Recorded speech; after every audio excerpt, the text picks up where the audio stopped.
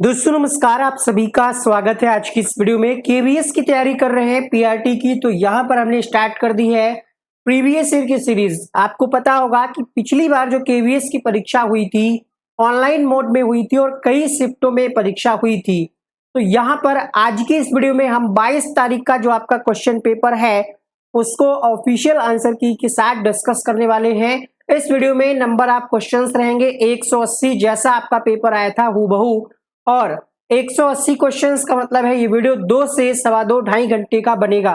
तो टाइम लेकर के इस वीडियो को देखिए और चेक करिए अपनी तैयारी को, और कहां से क्वेश्चन बन रहे हैं ये भी आपको पता चल जाएगा, किस लेवल के क्वेश्चंस बन रहे हैं।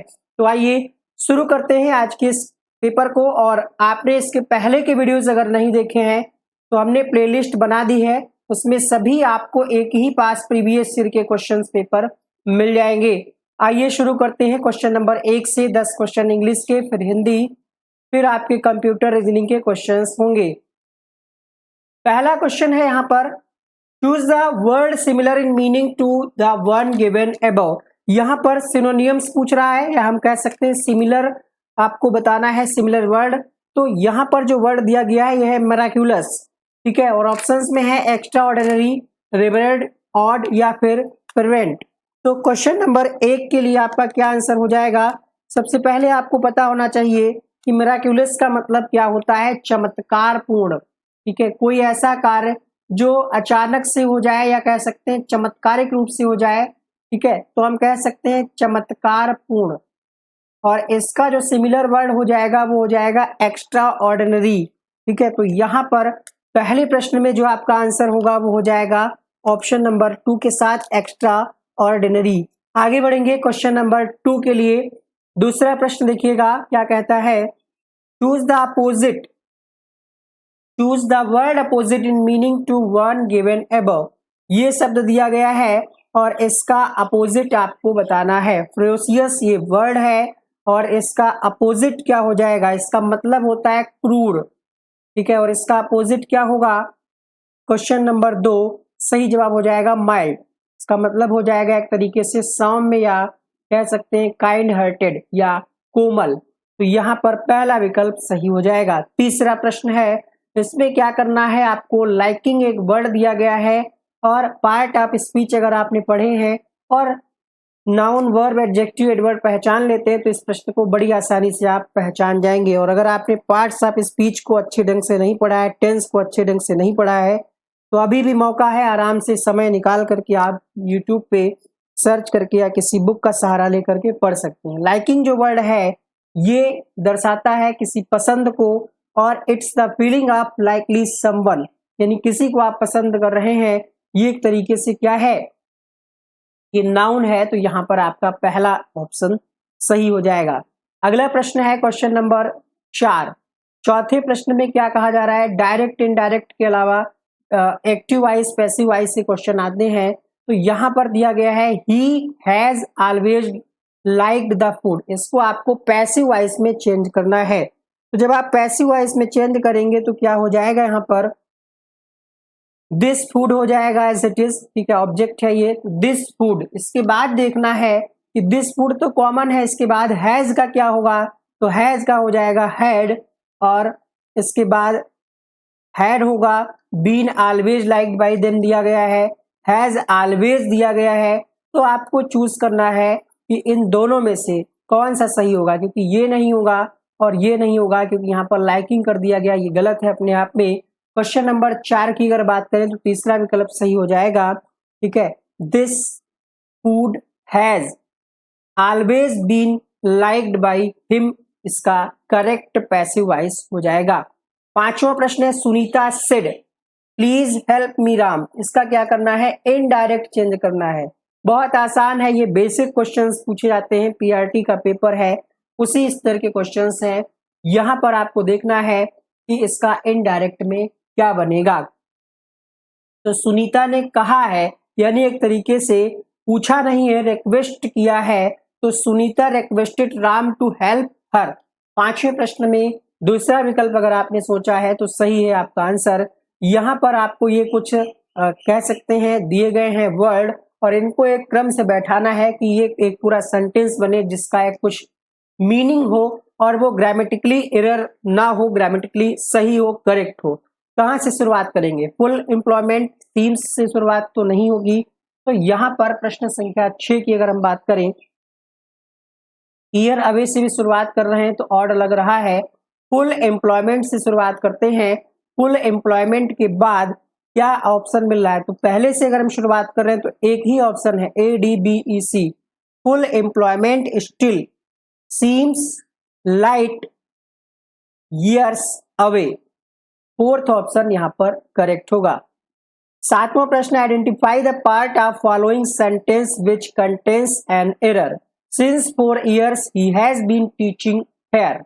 यहां पर देखिए दो चीजें होती हैं, फॉर होता है टाइमिंग के लिए और एक आपका होता है सिंस। सिंस और फॉर का यूज अगर आप नहीं पढ़ा है तो जल्दी से पढ़िए और इसका अच्छे तरीके से नोट्स बनाइए। अक्सर इसमें लोग कंफ्यूज हो जाते हैं। देखिए जब फिक्स टाइम दिया हो तो आपको क्या यूज करना है, और जब फिक्स टाइम ना दिया हो, निश्चित समय बिंदु के लिए आपको यूज करना है सिंस। ठीक है, फॉर जो है किसी समय अवधि के लिए, पीरियड टाइम के लिए यूज किया जाता है। जैसे यहाँ पर 4 ईयर दिया है, कौन से 4 ईयर हैं? 2000 से 2004 तक, 2020 से 2024 तक, ये क्लियर नहीं है। तो ऐसी स्थिति में सिंस नहीं होगा, फॉर होता है, इसलिए ये गलत है। आपका पार्ट ए में एरर है, लेकिन पार्ट ए जो है वो आपका ऑप्शन नंबर 2 है। कई बार हड़बड़ाहट में यहाँ पर ए देखा और हमारा आंसर ए चला जाता है और आप टिक लगा के आते हैं सी। तो ये चीजें ध्यान रखनी है। एक एक नंबर की वैल्यू उनसे पूछिएगा जिनका इस लिस्ट में नाम नहीं होगा, बट उनके नंबर ठीक ठाक रहे होंगे, पॉइंट से रैंकिंग रुक जाती है। अगला प्रश्न देखिएगा यहाँ पर, fill in the blanks in following sentences by choosing the correct option words the follow each sentence. I think he is quite dash the idea, taken over, taken out, taken with, taken on। सही जवाब होगा यहाँ पर taken with the idea। I think he is quite taken with the idea। 8वें प्रश्न के लिए तीसरा विकल्प सही हो जाएगा। क्वेश्चन नंबर अगला देखिएगा क्या कहता है। क्वेश्चन नंबर 9, यहाँ पर आपको क्या करना है, fill in the blanks the following sentences by choosing, वही है fill in the blanks है। I would have helped you if you asked me, ask, had asked, have asked। तो यहाँ पर ऑलरेडी I would have लगा हुआ है और would have के साथ आपको क्या यूज करना होगा, had asked। ठीक है, if would have helped you if you had asked। ठीक है, सिर्फ asked नहीं होगा, had asked हो जाएगा। क्वेश्चन नंबर 9 के लिए तीसरा विकल्प सही होगा। क्वेश्चन नंबर है यहाँ पर 10 और पूछा जा रहा है फिल इन द ब्लैंक्स, इसमें भी सेम है। और in his looks he has taken dash his father, for his father, up his father, after his father, on his father.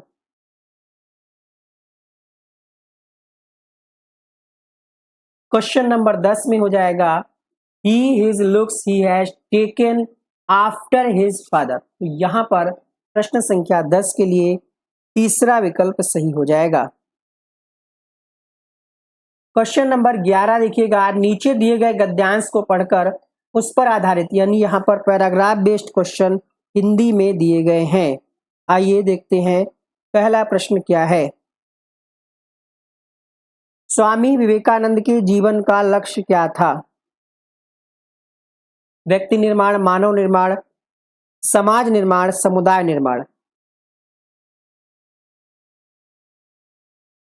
देखिए क्या कहते हैं विवेकानंद, उसी पैराग्राफ के आधार पे आपको आंसर करना है। ठीक है, मनुष्यों का निर्माण यानी मानव निर्माण यहाँ पर हो जाएगा और यहाँ पर लिखा ही है कि मानव निर्माण ही मेरा लक्ष्य है, डायरेक्ट लिखा हुआ है। 12वां प्रश्न है, व्यक्तियों के समूह को डैश कहते हैं, परिवार, समाज, समुदाय, राष्ट्र। क्वेश्चन नंबर 12,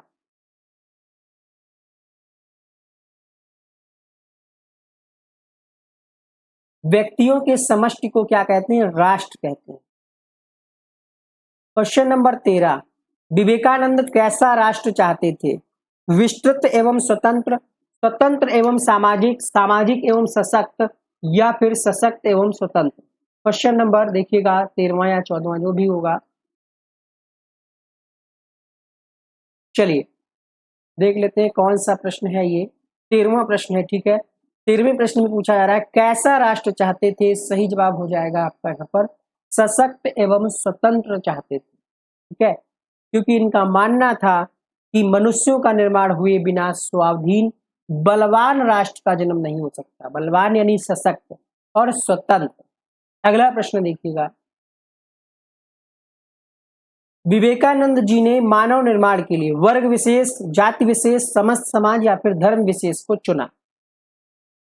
प्रश्न संख्या 14, किसी वर्ग विशेष की ओर अपनी दृष्टि केंद्रित ना करके समग्र समाज की ओर, तो समस्त समाज को चुना इन्होंने। 15वां प्रश्न, समष्टि का विलोम क्या हो जाएगा, तो व्यष्टि हो जाएगा। उद्धार का संधि विच्छेद क्या होगा, उत धन हार। व्यंजन संधि है यहाँ पर और विकल्प सही होगा हलंत वाला, ध्यान रखिएगा दूसरा विकल्प। तत्सम तत्भव का असंगत युग्म कौन सा है। सर्प, सर्प जो है तत्सम है, आश्चर्य क्या है, शुष्क तत्सम है, और माथा क्या है। क्वेश्चन नंबर 17, एक यहाँ पर उल्टा दिया गया है जो है माथा मस्तक।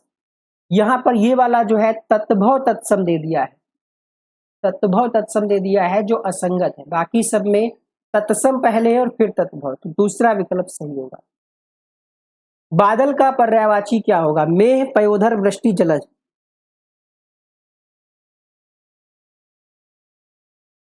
पयोधर हो जाएगा बादल का पर्यायवाची।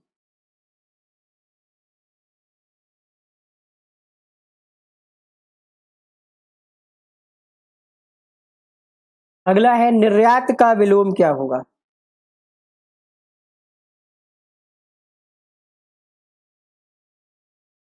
आयात हो जाएगा 19 के लिए। अगला है पेड़ से पत्ते झड़ गए,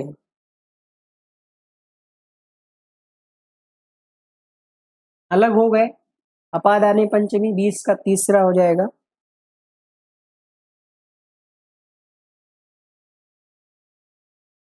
यहाँ पर अब जीएस के क्वेश्चंस हैं, इसमें करंट अफेयर्स भी रहेगा। 21वां प्रश्न है यहाँ पर कि भारत के संविधान के द्वारा निम्नलिखित में से किसे एक मूल अधिकार के रूप में गारंटी नहीं कराया गया है। Which of the following has not been guaranteed as a fundamental rights by constitution. Question number 21 सही जवाब होगा निशुल्क विधिक सहायता जो है ये मूल अधिकार नहीं है। लीगल एड जो है ये आपका मूल अधिकार नहीं है।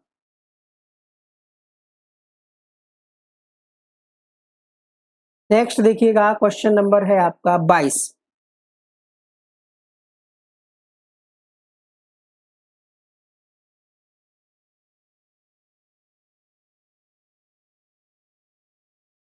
State highway in India maintained by home. State highway का रखरखाव किसके द्वारा किया जाता है। भारतीय राष्ट्रीय राजमार्ग प्राधिकरण, केंद्रीय लोक निर्माण विभाग, राज्य लोक निर्माण विभाग, नगम निगम परिषदें। 22वें प्रश्न का सही जवाब हो जाएगा यहाँ पर राज्य लोक निर्माण विभाग जो है ये रखरखाव करता है। किस प्रकार की मिट्टी में नमी थामने की क्षमता होती है और कपास के लिए, तो कपास के लिए कौन सी मिट्टी बेहतर मानी जाती है, काली मिट्टी। 1920 में प्रसिद्ध कार विनिर्माता फोर्ड ने निम्नलिखित में से किस स्थान पर असेंबली लाइन तकनीक को देखकर कार बनाने में उस तकनीकी का प्रयोग करना शुरू कर दिया था।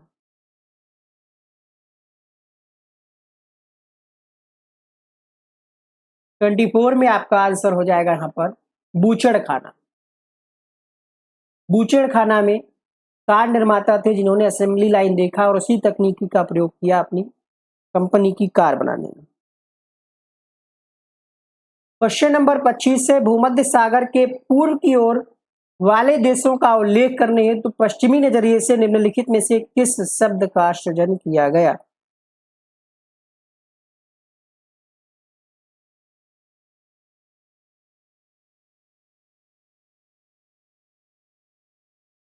क्वेश्चन नंबर 25 सही जवाब हो जाएगा यहाँ पर ओरिएंट। ओरिएंट शब्द का सृजन किया गया।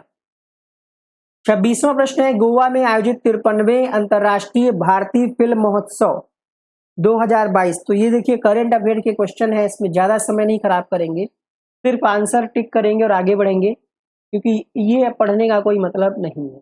ये भी आपका पुराना क्वेश्चन है कि 3 दिसंबर 2022 को क्यों दिया गया ये पुरस्कार, क्वेश्चन नंबर 27। तो अंतर्राष्ट्रीय दिव्यांगजन दिवस 3 दिसंबर को मनाया जाता है।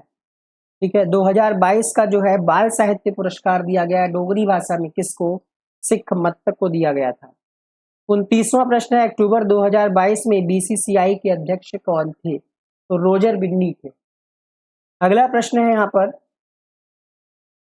ये साइंस से क्वेश्चन है, लिटमस पेपर दिया गया है, हल्दी है से संबंधित आपको रंग मिलाना है, और क्वेश्चन नंबर है ये आपका 30। मिलाइए। अच्छा, हल्दी का रंग तो सबको पता होगा कौन सा होता है। हल्दी का रंग पीला होता है, यानी बी के साथ 4 जिस ऑप्शन में, वही इसका सही जवाब। और एक ही ऐसा ऑप्शन है जहां पर बी के साथ 4 दिया हो, तो इसमें ज्यादा आपको दिमाग लगाने की आवश्यकता नहीं। यहां से क्वेश्चन है रीजनिंग के 31 से 35 तक। पहला है, निम्नलिखित संख्या क्रम में ऐसी कितनी संख्याएं हैं, ऐसी कितनी विषम संख्याएं हैं जिनमें से प्रत्येक के एकदम पहले 3 का गुणज हो, 3 का पहाड़ा हो, और बाद में 4 का गुणज। देखते हैं, विषम संख्या पहले यहां पर हमने ले लिया 7, लेकिन इसके पहले कोई संख्या नहीं है, तो इससे हमें कोई मतलब नहीं है। फिर ये वाला 7 ले लिया, 3 का गुणज है यहाँ पर 4 का गुणज, पहली संख्या मिल गई 678। फिर दूसरी संख्या हम ले रहे हैं यहाँ पर 3, इसके पहले 3 का गुणज नहीं है, तो ये हमें छोड़ना होगा। इसके बाद अगर हम ले लें तो ये 3 का गुणज है 374, और लास्ट में 4 का गुणज भी है। फिर इसी तरीके से अगर हम ले लें 6, 7, 9, ये भी नहीं है, 4 का गुणज नहीं है। ठीक है, अगर हम 9 ले लें संख्या, तो इससे पहले भी नहीं है।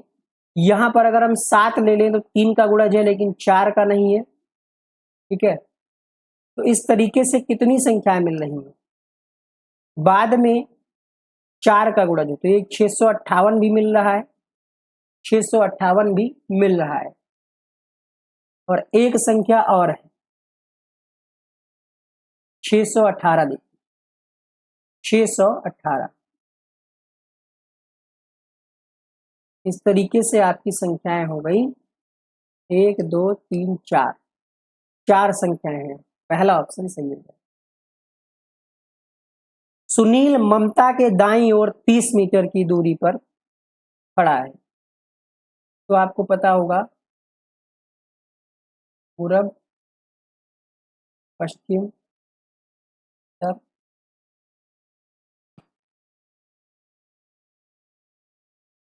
सुनील जो है वो ममता के दाईं ओर है, तो ममता का अगर यहाँ पे हम मान लिया है, तो सुनील ममता के दाईं ओर, सुनील ममता के दाईं ओर, दायां इधर हुआ, ये दायां हुआ, यहाँ पे ममता है, और इनके दाईं ओर कौन है? सुनील। यहाँ पे सुनील, राज सुनील के दक्षिण में है। सुनील यहाँ पे इसका दक्षिण जो है ये हो गया, यहाँ पर राज है। दूरी इसलिए नहीं लिख रहे हैं क्योंकि ऑप्शन में कहीं दूरी नहीं पूछी जा रही है। 60 मीटर पे खड़ा है। प्रिया ममता के बाईं ओर, प्रिया जो है ये ममता है इनके बाईं ओर, यानी यहां कहीं होंगी। कौन है ये? प्रिया है, 40 मीटर दूरी पर है। सीमा राज के उत्तर में 100 मीटर दूरी पे खड़ी है। सीमा राज के उत्तर में, ये राज है और इनका उत्तर ऊपर हो जाएगा ऐसे, कितना? 100 मीटर। यहाँ पर ये चली थी 60, है ना, और ये प्रिया चली है 40, यानी ये राज के इधर 100 पे कौन है? सीमा है, तो यहाँ पे आपकी हो जाएंगी सीमा। ठीक है, सीमा यहाँ पे खड़ी। सीमा प्रिया की किस दिशा में खड़ी है? प्रिया की किस दिशा में सीमा खड़ी है? उत्तर, पश्चिम, उत्तर पूर्व, उत्तर पश्चिम। देखिए, सीमा प्रिया की किस दिशा में खड़ी है? ये सीमा है, ये प्रिया है। दूरी भी लिखना जरूरी है, अब पता चल रहा है। फिर से एक बार प्रयास करते हैं। सुनील ममता के दाईं ओर 30 मीटर की दूरी। सुनील है, ये सुनील है, ये ममता है, इसके इनके बीच की दूरी कितनी है? 30। फिर राज सुनील के दक्षिण में है, सुनील के दक्षिण में ये हो गया राज, ठीक है, ये 60। प्रिया ममता के बाईं ओर 40 मीटर, प्रिया ममता के बाईं ओर 40 मीटर, प्रिया है। सीमा राज के उत्तर में 100 मीटर, सीमा राज के उत्तर में 100 मीटर, राज का उत्तर, ये राज है यहाँ पे, और इनके उत्तर में खड़े हैं यहाँ पे 100। सीमा प्रिया की किस दिशा में खड़ी है? सीमा, सीमा जो है ये प्रिया की किस दिशा में खड़ी? प्रिया है, सीमा है। क्वेश्चन नंबर 32, उत्तर पूर्व,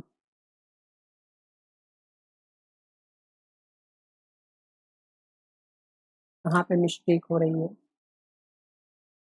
उत्तर पूर्व इसका आंसर आ रहा है, उत्तर पूर्व यानी ये दिशा ऐसे। दूरी का ही कुछ इश्यू फंस रहा है, देखते एक बार और चेक करते हैं। ये 30 मीटर की दूरी पे है, राज सुनील के दक्षिण में 60 मीटर पे है, राज यहाँ पे मान लिया आ गए 60 है दो। प्रिया ममता के बाईं ओर, प्रिया ममता के बाईं ओर 40, प्रिया ममता के बाईं ओर 40, ममता के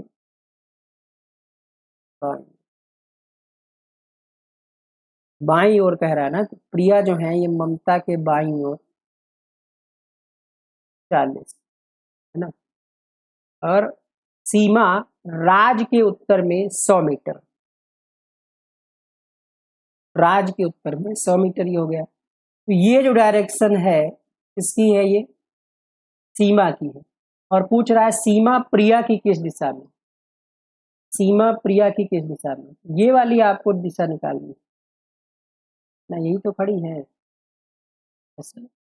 ये वाली दिशा आपकी आ जाएगी उत्तर पूर्व, ठीक है, उत्तर पूर्व इसका आंसर इस तरीके से होगा।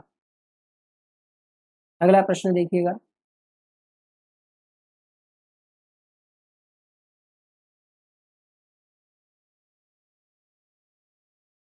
चालीस, 100, ऐसे भी कर सकते हैं, दूसरा भी तरीका है। फिगर बनाने में अगर मिस्टेक लग रही है कि कहीं पे हुई है, फिर से एक बार प्रयास करते हैं। सुनील ममता के दाईं ओर 30, राज सुनील के दक्षिण में 60, राज सुनील के दक्षिण में 60, प्रिया ममता के बाईं ओर 40, प्रिया ममता के बाईं ओर 40, 40 ये 40, और सीमा राज के उत्तर में 100, ठीक है, उत्तर पूर्व ही होगा इसका आंसर, ये वाला जो एंगल होता है ऐसे। अगला है यहाँ पर क्वेश्चन नंबर है आपका 34, 33वां प्रश्न है। 33वां प्रश्न देखिएगा। यहाँ पर 8 लोग बैठे हुए हैं,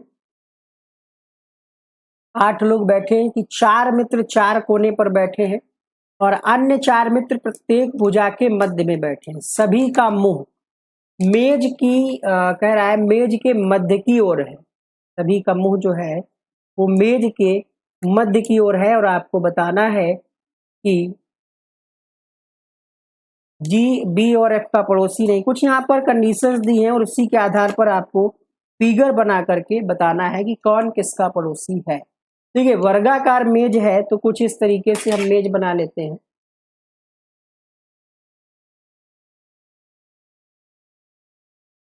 कितने लोग बैठे हैं? 8 लोग हैं, तो एक कोई यहाँ पे होगा, एक कोई यहाँ पे होगा, 4 कोने हो गए और 4 लोग ये हो गए, 8 लोग बैठ जाएंगे, है ना।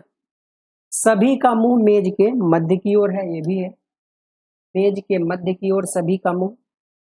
अब आपको करना क्या है, यहाँ पर जो क्वेश्चन कहता जाए वो करते जाइए, ए जो है डी के दाईं ओर तीसरे स्थान पर, ए डी के दाईं ओर तीसरे स्थान पर है, ये क्वेश्चन में ही कहा जा रहा है।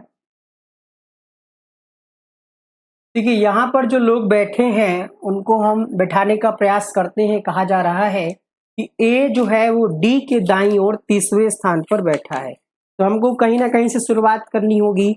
मान लेते हैं कि यहाँ पर ए है जो डी के दाईं ओर है, डी के दाईं ओर है मतलब डी यहाँ पर होगा 1 2 3, तीसरे स्थान पर ए हो गया, पहली कंडीशन फुलफिल हो गई। फिर कह रहा है कि बी जो है एच के दाईं ओर तीसरे स्थान पर है, तो एच के दाईं ओर अब हमें एच कहीं ना कहीं बैठाना होगा, एच यहां पर हम बैठा लें। और क्या कह रहा है, एच के दाईं ओर बी है, कितने स्थान पर, तीसरे, तो 1 2 3, तो यहां पर बी हो जाएगा। फिर कहता है बी और सी के बीच में केवल एक व्यक्ति है, तो बी और सी के बीच में, ठीक है, यहां पर सी हो सकता है, यहां पर सी हो सकता है, यहां पर एक व्यक्ति हो जाएगा बीच में, ठीक है। तो हम क्या करते हैं, यहीं पर बैठा देते हैं बी और सी, तो यहां पर हमने सी को बैठा दिया, इसके बीच में एक व्यक्ति डी हो गया। सी एफ और ए का पड़ोसी नहीं है, तो सी जो है एफ और ए, यानी यहाँ पर एफ नहीं आएगा और ए नहीं आएगा, तो ए तो पहले बैठ चुका है, यानी यहाँ पर एफ नहीं बैठेगा, एफ कहीं और ही होगा। एफ एक कोने में बैठा है, आगे लिखा हुआ है, तो कोने आपके जो बच रहे हैं वो ये बच रहा था, ये बच रहा था, यहाँ पे बैठेगा नहीं, तो यहाँ पर एफ बैठेगा। जी जो है बी और एफ के निकटतम पड़ोसी है, तो जी यहाँ पे हो गया, बी के भी पड़ोसी है, निकटतम ही है, बहुत दूर नहीं है, बीच में तो कह नहीं रहा है, तो बी और एफ के पड़ोसी जी हो गया। बचा कौन, तो ए हो गया, बी हो गया, सी डी ई बचा, ई यहाँ पर बैठेगा। एफ के सामने कौन बैठा है, एफ के सामने ई बैठा है, ये सामना हुआ ना, ई बैठा है, तो यहाँ पर आपका क्वेश्चन नंबर 33 में कौन सा विकल्प सही हो जाएगा, दूसरा विकल्प। क्वेश्चन नंबर 34 देखिएगा, क्वेश्चन नंबर 34 जो है ये स्टेटमेंट दिए गए हैं और आपको देखना है कि कौन से स्टेटमेंट से आपका आंसर आ जाएगा। कथन दिए गए हैं 2, कुछ जानकारी दी गई है, 5 छात्र हैं जिसमें STUVW है, सर्वाधिक अंक किसने प्राप्त किए ये पता करना है। तो अगर पांचों के बारे में कुछ ना कुछ दिया होगा तो आपको पता चल जाएगा सबसे ज्यादा किसके, मान लिया एस के बारे में कुछ दिया हो इतने अंक, फिर टी के बारे में दिया हो, यू के बारे, देखते हैं किसके बारे में दिया है। क्या एस के बारे में कोई स्टेटमेंट है, टी के बारे में कोई है, यू के बारे में कोई स्टेटमेंट है, यू से अधिक यू के बारे में भी है, वी के बारे में ये भी है, डब्ल्यू के बारे में, सबके बारे में स्टेटमेंट दिया गया है, यानी दोनों को अगर हम मिला ले, दोनों कथनों को, तो हम आंसर कर पाएंगे कि सबसे ज्यादा अंक किसके हैं। तो यहाँ पर तीसरा हो जाएगा, कथन फर्स्ट कथन सेकंड दोनों को मिलाकर प्रश्न का उत्तर देने के लिए आवश्यक। डायग्राम दिया गया है और आपको बताना है अब किसके बारे में है ये डायग्राम। तो जो वृत्त है ये किसको प्रेजेंट कर रहा है, गैर शिक्षित वर्गों का जो है वृत्त है, यानी वृत्त का मतलब यहां पर हो गया गैर शिक्षित। जो वर्ग दिया गया है ये जो टैक्स पे नहीं करते हैं, गैर करदाता। जो त्रिभुज दिया गया है, हमको बना लेना चाहिए था, हमने लिख दिया, कोई बात नहीं, ये एथलीटों के बारे में। जो आयत है, ठीक है, आयत ये विवाहित व्यक्तियों। पूछा क्या जा रहा है, कितने गैर शिक्षित करदाता विवाहित एथलीट हैं, यानी ऐसी संख्या आपको इसमें देखनी है जो गैर शिक्षित हो, यानी वृत्त में हो, वृत्त में वो संख्या हो, करदाता हो, यानी वर्ग वाली नहीं लेनी है क्योंकि ये तो गैर करदाता हो जाएंगे, ऐसी संख्या जो वृत्त में हो, विवाहित हो यानी आयत में हो, और त्रिभुज में हो, ऐसी संख्या देख। त्रिभुज में क्यों, क्योंकि कंडीशन में है एथलीट, एथलीट त्रिभुज को प्रेजेंट करता है, तो ऐसी संख्या देखिए जो सिर्फ और सिर्फ वृत्त, आयत और त्रिभुज को कवर कर रही हो। ऑप्शन से देखते हैं क्या कोई संख्या मिल रही है। मान लिया हम 11 ले ले हैं, पहला ऑप्शन 11 लेकर के देखते हैं, तो 11 वृत्त में है, आयत में है, लेकिन त्रिभुज में नहीं है। देखिए ये त्रिभुज है, ये त्रिभुज आया हुआ है ऐसे, और त्रिभुज के बाहर है 11, तो 11 नहीं होगी। 17 देखिए त्रिभुज में है लेकिन आयत में है, क्या ये आयत में है कि नहीं है, आयत में भी है। फिर त्रिभुज में है तो त्रिभुज, लेकिन ये वर्ग में भी दी गई है जो कि गैर करदाता है। आपको करदाता वाला ले तो 17 भी नहीं होगा। 15 देखते हैं। 15 जो संख्या है ये वृत्त में है, ये गोला है, इसके अंदर ये 15 आ रहा है। आयत में भी है ना, आयत में भी है संख्या, और त्रिभुज में है क्या, त्रिभुज में नहीं है। तो ऐसे क्वेश्चंस में आपको क्या करना है, ध्यान से समझना है, पूरा डेटा आपको लिखना है और ध्यान से समझना है कि पूछना क्या चाह रहा है। फिर से समझिए, वृत्त जो है ये गैर शिक्षितों का है, ठीक है, तो वृत्त में वो संख्या होनी ही चाहिए। 15 है आपके पास वृत्त में, फिर गैर शिक्षित वाला काम खत्म। फिर करदाता, करदाता यानी टैक्स जो पे कर रहे हो, वर्ग में होनी चाहिए वो संख्या, तो वर्ग में भी है 15, है ना। हमने शायद यहाँ पर वर्ग छोड़ दिया था, वर्ग जो है गैर करदाताओं का है, और यहाँ पर पूछ रहा है करदाता, तो वर्ग नहीं लेना है, वर्ग वाली संख्या नहीं लेनी, ठीक है। विवाहित है और एथलीट है, ये आपको यहाँ पर डेटा दिया गया है।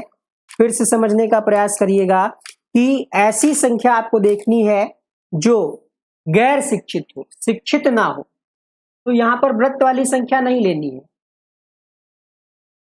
गैर शिक्षित वृत्त को प्रेजेंट कर रहा है, थोड़ा सा कंफ्यूजन क्रिएट हो रहा है। एक बार हम फिर से इसको आपको समझाने का प्रयास करते हैं ताकि कंफ्यूजन ना बने।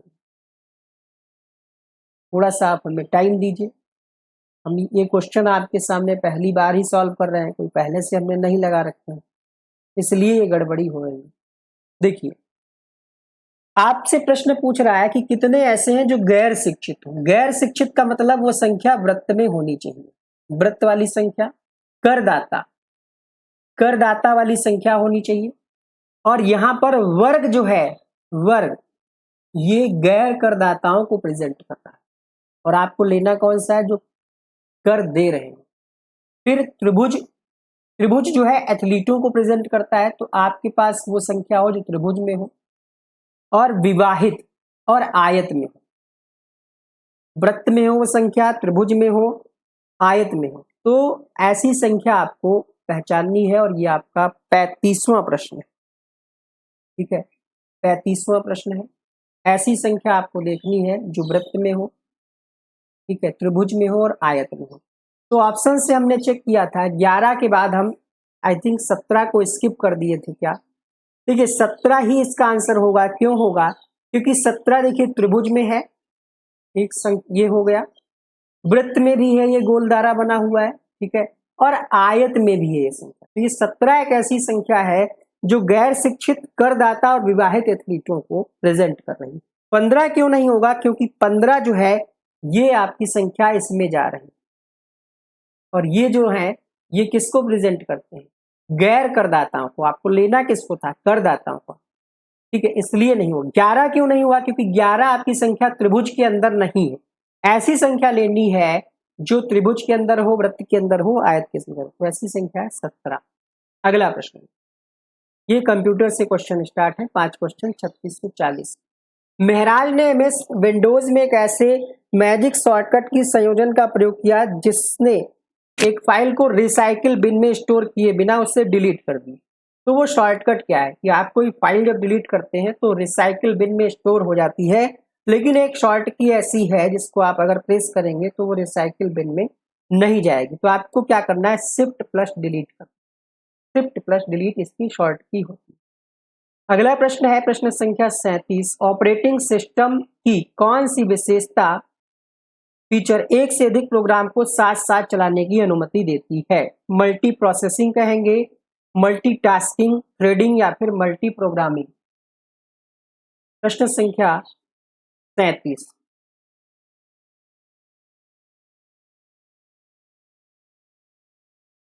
मल्टीटास्किंग कहा जाता है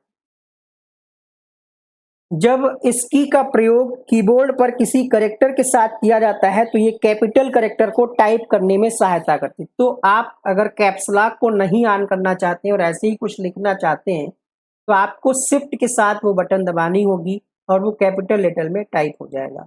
39वां प्रश्न है, निम्नलिखित में से कौन से कंप्यूटर प्रोफेशनल प्रेजेंटेशन बनाने सहित दैनिक जीवन डेटा और वर्ड प्रोसेसिंग के लिए उपयुक्त है? Question number 39। इसके लिए माइक्रो कंप्यूटर का उपयोग किया जाता है। नेक्स्ट क्वेश्चन देखिएगा, 40वां प्रश्न है, निम्नलिखित में से कौन सीधे क्लाउड स्टोरेज को सपोर्ट नहीं करता? Google apps, Canva, Dropbox, MS Paint. MS Paint जो है ये क्लाउड स्टोरेज को सपोर्ट नहीं करता।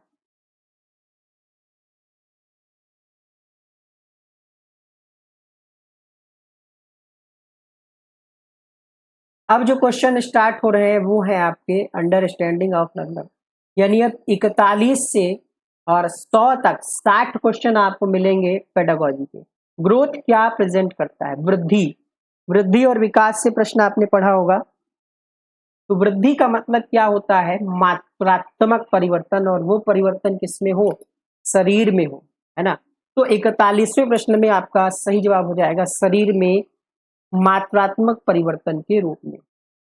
अगला प्रश्न देखिएगा, आनुवांशिकता और पर्यावरण से प्रभावित होता है वृद्धि और विकास, सामाजिक व्यवहार, संवेग या फिर गृह का माहौल? 42वां प्रश्न। तो वृद्धि और विकास पर आनुवांशिकता और वातावरण या पर्यावरण दोनों का ही प्रभाव पड़ता है। नेक्स्ट है क्वेश्चन नंबर 43, बालक के मानसिक विकास के लिए अनिवार्य कारक कौन से? नैतिक आयाम, मानसिक विकास। जो भी शब्द आपको हिंदी में ना समझ में आए वो अंग्रेजी में देखिएगा ताकि कंफ्यूजन ना हो। क्वेश्चन नंबर 43, सामाजिक सांवेगिक आयाम, सोशल इमोशनल डायमेंशन, ये जो है बच्चे के विकास के लिए अनिवार्य कारक। ये क्यों ऑप्शन लिया गया? क्योंकि इसमें दो चीजें आ रही हैं, सामाजिक और संवेगात्मक विकास, तो यही आपका बेटर होगा। 44वां प्रश्न है, निम्नांकित में से क्या संज्ञानात्मक अधिगम का उदाहरण है?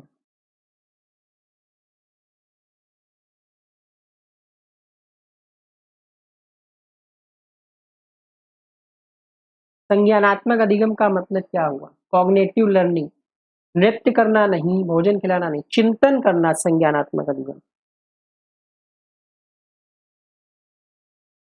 अगला प्रश्न है प्रश्न संख्या 45, निम्नांकित में से क्या विकासात्मक निःशक्तता है? डेवलपमेंटल डिसेबिलिटी, दुश्चिंता, ऑटिज्म, कुष्ठ रोग या फिर अल्पदृष्टि, लो विजन।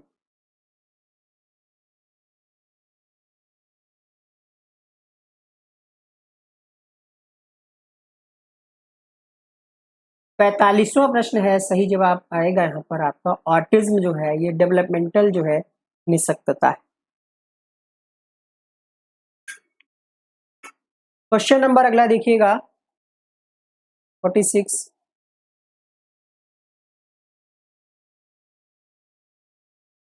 क्वेश्चन नंबर 46 है, विद्यार्थियों में नैतिक मूल्यों का विकास कैसे किया जा सकता है? नैतिक शिक्षा की अलग से कक्षाओं का आयोजन करके, पाठ्य सहगामी कार्यकलाप के माध्यम से,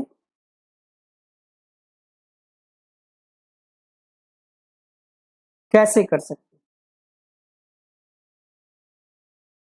अब नैतिक मूल्यों का विकास करना है तो सबसे अच्छा तरीका जो है डिस्कशन के माध्यम से है, या आप वैसा व्यवहार करिए जैसा आप अपने क्लास के बच्चों में चाहते हैं। यानी अध्यापकों को बच्चों को प्रभावित करने के लिए स्वयं को आदर्श व्यक्ति के रूप में प्रस्तुत करना चाहिए। आपसे बच्चे सीखेंगे, इसलिए आप जैसा व्यवहार चाहते हैं आपके बच्चों में हो वैसा व्यवहार आप स्वयं करें उनके साथ।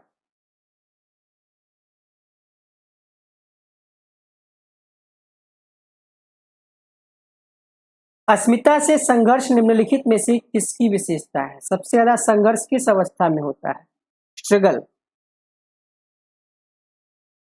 तो किशोरावस्था में होता है, यहाँ पर आपका पहला विकल्प सही हो जाएगा 47वें प्रश्न।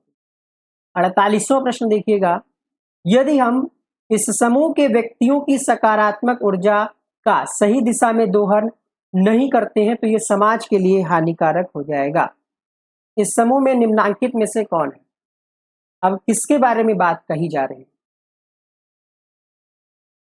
आंगनवाड़ी नहीं, किशोरावस्था। किशोरावस्था के व्यक्तित्व को अगर हम सही दिशा में नहीं ले जाते हैं तो ये समाज के लिए हानिकारक हो सकता है, गलत दिशा में चले जाएंगे। क्वेश्चन नंबर 49, निम्नांकित में से किनके लिए व्यावसायिक विशेषज्ञों की नियुक्त समय की मांग है?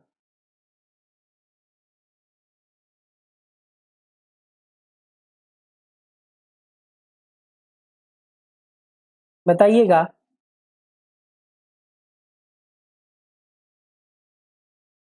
देखिएगा यहाँ पर आपका जो क्वेश्चन नंबर था, निम्नांकित में से किसके लिए व्यावसायिक विशेषज्ञों की नियुक्ति करने की मांग की जाती है, ससमय टाइमली हो। तो जो ऑप्शन दिया गया है अध्यापक माता पिता, इसमें से आपका आंसर हो जाएगा वर्तमान कालिक स्कूल के जो युवक हैं यानी किशोरावस्था में जो हैं उनके लिए, ठीक है, विषय विशेषज्ञ यानी एक तरीके से प्रोफेशनल एक्सपर्ट की अपॉइंटमेंट की जाए। अगला प्रश्न है क्वेश्चन नंबर 50, बालक के संज्ञानात्मक व्यवहार व्यक्त हो सकता है पार्श्विक चिंतन के रूप में, संलयनकारी चिंतन के रूप में, वैविध्य चिंतन के रूप में, सृजनात्मक चिंतन के रूप में। संज्ञानात्मक व्यवहार जो है ये किस तरीके से व्यक्त होगा? अब संज्ञान ये शब्द जो है कॉग्निटिव, इसका संबंध क्या पार्श्विक चिंतन से आपने कभी पढ़ा है? नहीं। क्वेश्चन नंबर 50 की अगर हम बात करें, सही जवाब हो जाएगा यहाँ पर सृजनात्मक चिंतन के रूप में, कुछ नया करना है जिसका संबंध मौलिकता से है ना, अपसारी चिंतन से है। अगला प्रश्न है क्वेश्चन नंबर आपका 51, वर्तमान समय में कक्षा कक्ष की दशा को देखते हुए अध्यापक के लिए सबसे बड़ी चुनौती क्या है? शैक्षणिक उत्कृष्टता प्राप्त करना, बालकों को खेल के मैदान में खेलने के लिए प्रेरित करना, विद्यार्थियों की रुचि और उनके ध्यान को निरंतर बनाए रखना, बालकों को मोबाइल फोन से दूर रखना। सबसे बड़ी चुनौती क्या है? Question number 51। देखिए वैसे तो सारी चुनौती हैं, लेकिन टीचर के लिए सबसे ज्यादा जरूरी ये है कि लगातार कंटिन्यूटी उसका जो है ध्यान रुचि बनी रहे, ठीक है, लगातार उसकी ध्यान और रुचि बनी रहे, ये जरूरी है। किशोर अपराध क्या है? असामान्य व्यवहार, समाज विरोधी व्यवहार का प्रदर्शन जिसे नियंत्रित नहीं किया जा सकता, मनोदशा में संबंधित परिवर्तन व्यवहार, या आक्रामक व्यवहार। क्वेश्चन नंबर 52, किशोर अपराध क्या है? 52वें प्रश्न में आपसे पूछा जा रहा है। तो बच्चा अपराध करता है किशोरावस्था में, और वो कब करता है? जब उसकी मेंटलिटी, उसका बिहेवियर चेंज हो जाता है, कंट्रोल जो है अपने माइंड पे एक तरीके से कह सकते हैं कि उसका व्यवहार धीरे धीरे धीरे धीरे धीरे धीरे बदलने लगता है और वो समाज विरोधी व्यवहार करता है, वो समाज के हिसाब से सही नहीं है। समाज विरोधी व्यवहार का प्रदर्शन करना जिसे नियंत्रित नहीं किया जा सकता। अगला प्रश्न है प्रश्न संख्या 53, गृह जो है, हालांकि गृह गलत लिखा हुआ है, ये होम पढ़िए। होम इज सामाजिकरण का डैश अभिकर्मक, द्वितीयक मुख्य प्राथमिक अनुपूरक। क्वेश्चन नंबर 53, प्राथमिक है ना, प्राथमिक है, मुख्य नहीं लगाएंगे, प्राथमिक और द्वितीयक, प्राथमिक लगाएंगे। 54 देखिएगा, the school leader must encourage, school के नेता को निम्नांकित में से किसे अनिवार्यता बढ़ावा देना चाहिए? विद्यार्थियों को अपनी भावना अभिव्यक्त करने को, अध्यापकों को प्रयोग करने के लिए, माता पिता को आवृत्तिक रूप से स्कूल का दौरा करने को, गैर सरकारी संगठनों द्वारा सुझाव दिए जाने को। क्वेश्चन नंबर 54, आप स्कूल के लीडर हैं तो क्या करेंगे? अध्यापक को प्रयोग करने के लिए करेंगे, माता पिता का यहाँ पर रोल नहीं है नेता के संबंध में, एनजीओ का भी नहीं है। आप कोशिश करेंगे कि विद्यार्थी जो है वो अपनी फीलिंग्स, अपनी भावना को व्यक्त करें। 55, क्वेश्चन नंबर 55 है, निम्नांकित में से क्या सामुदायिक कार्यकलाप हो सकता है? कम्युनिटी एक्टिविटी, पिकनिक, ग्राम सर्वेक्षण, अध्यापन दौरा, सिनेमा देखने जाना। सर्वे कराना, लोग मिलेंगे, वहां से बच्चे को सीखने को मिलेगा, अनुभव मिलेगा, तो ग्राम सर्वेक्षण जो है ये सामुदायिक कार्यकलाप का उदाहरण है। समय सारणी, जो टाइम टेबल बनाया जाता है स्कूल में, उसका क्या फायदा होता है? समय पर विद्यार्थियों की गणना, विद्यार्थियों को अवकाश का समय देना, प्रशिक्षण की गुंजाइश रखना, समय और ऊर्जा के अपव्यय का अवरोधन। टाइम टेबल का मुख्य बेनिफिट क्या होता है?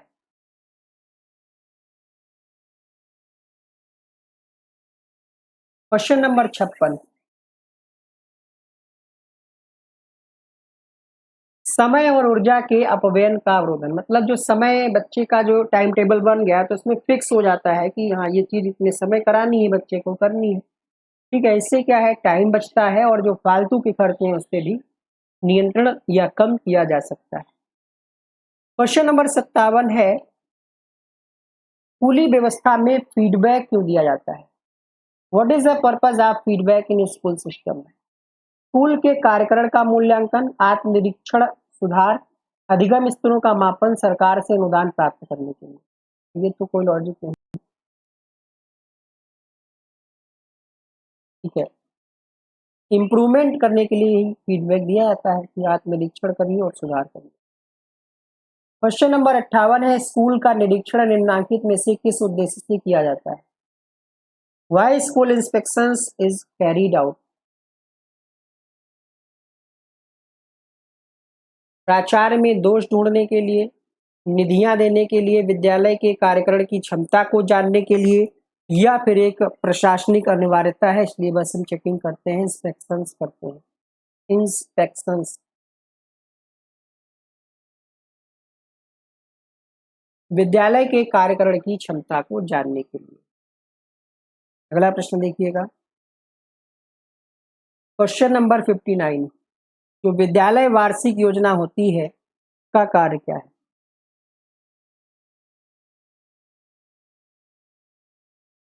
इससे कर्मचारियों का मार्गदर्शन किया जा सकता है, पाठ्यक्रम को विधिवत पूरा किया जा सकता है, पर्यवेक्षण करना आसान है, स्कूल की सभी गतिविधियां सुचारू रूप से संचालित की जा सकती है। भाई अगर आप ईयरली प्लान बना लेंगे तो जो भी एक्टिविटी जो भी आपको कराना है, पिकनिक है, जो करिकुलम एक्टिविटी है, सब आप तय समय में करा सकते हैं। चौथा विकल्प यहाँ पर सही हो जाएगा। अगला देखिएगा, क्वेश्चन नंबर 60, निम्नलिखित में से क्या पाठ्य योजना की मुख्य विशेषता है? सुपरिभाषित अनुदेशात्मक उद्देश्य, विहित पाठ्यपुस्तकों की संख्या, आवंटित की जाने वाली कक्षाओं की कालखंडावार। ये क्या हो गया, एक मिनट,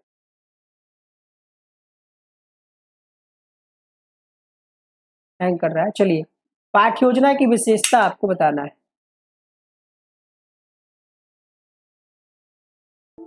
ठीक है,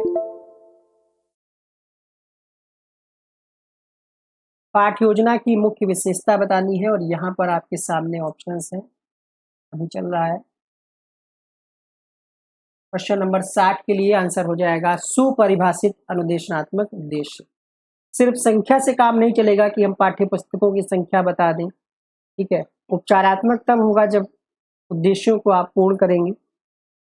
61वां प्रश्न है यहाँ पर, स्कूल एक शक्तिशाली क्या है? प्राथमिक सामाजिकरण की एजेंसी है या द्वितीयक एजेंसी? तो आपने पढ़ा होगा सीटेट की परीक्षा के टाइम, प्राथमिक में परिवार, द्वितीयक में स्कूल और पास पड़ोस के लोग।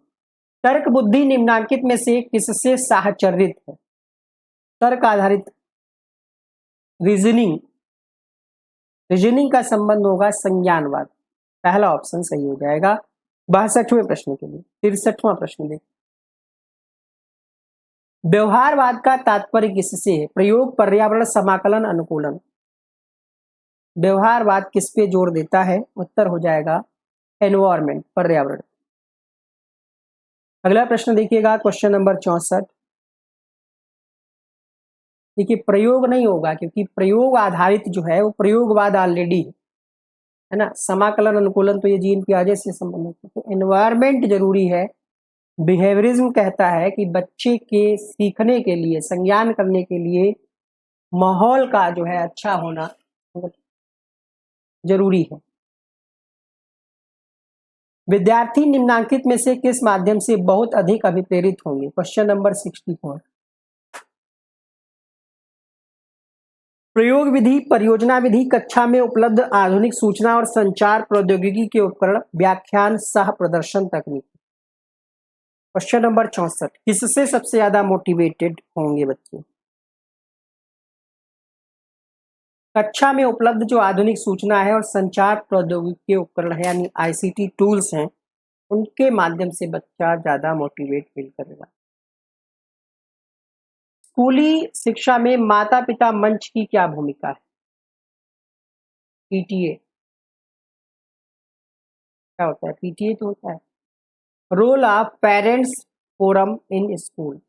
अच्छा, पेरेंट्स फोरम है, एक मंच होता है माता पिता, इसके माता पिता के लिए एक मंच होता है गार्जियन के लिए। क्वेश्चन नंबर 65, सही जवाब क्या होगा? श्रमदान आयोजन करना नहीं होगा, बल्कि हम कह सकते हैं कि अगर माता पिता एक एक विचार अगर बच्चों के लिए स्कूल के लिए देंगे तो कहीं ना कहीं कुछ नया निकलेगा। रचनात्मक सुझाव देना और सहायता प्रदान करना। क्वेश्चन नंबर 66 है, साक्षात्कार के दौरान अध्यापक में किस गुणवत्ता का मूल्यांकन किया जाना चाहिए? इंटरव्यू के दौरान, कक्षा के दौरान नहीं पूछ रहा है जो आप धैर्य सोच रहे हैं, क्योंकि इस तरीके का प्रश्न पिछली बार पूछा जा चुका है सीटेट वगैरह में। तो धैर्य एवं दृढ़ता टीचर के लिए जरूरी है, लेकिन साक्षात्कार के दौरान जो जरूरी है वो आपको यहाँ पर बताना है, और वो है कम्युनिकेशन आपका अच्छा हो, क्रिटिकल थिंकिंग, समालोचनात्मक चिंतन और उत्तम संप्रेषण, अपनी बात को आप अच्छे तरीके से कह पाए, गुड कम्युनिकेशन। परियोजना विधि निम्नलिखित में से किस पर आधारित है? अन्वेषण, प्रयोग, कार्य निष्पादन के माध्यम से अधिगम, दत्त संकलन।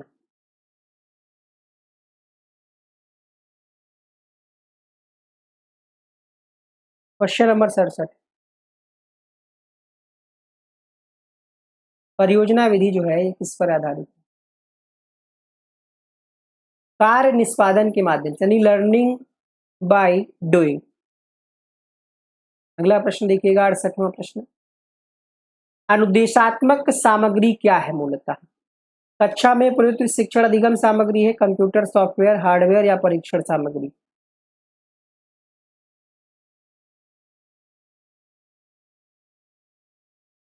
कक्षा में प्रयुक्त जो शिक्षण अधिगम सामग्री होती है उसी को हम अनुदेशात्मक सामग्री कह सकते हैं। क्वेश्चन नंबर 69, कक्षा का माहौल किस प्रकार अधिगम में सहायक होना चाहिए? उत्तम वातायन यानी वेंटिलेटेड हो, कक्षा का माहौल सहयोगात्मक और भय रहित हो, सभ्यदस्य उपकरण हो, या फिर ये तो दो नहीं होंगे। कक्षा का माहौल कैसा हो?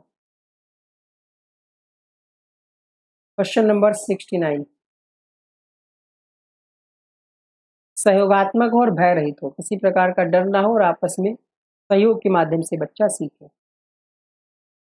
प्राथमिक शिक्षा के संबंध में राष्ट्रीय शिक्षा नीति 2020 में उल्लिखित अनिवार्य तत्व, किंडरगार्टन योजना, प्रकार्यात्मक साक्षरता और संख्या ज्ञान, बुनियादी साक्षरता और संख्या ज्ञान, या फिर प्री प्राइमरी शिक्षा? जी सर,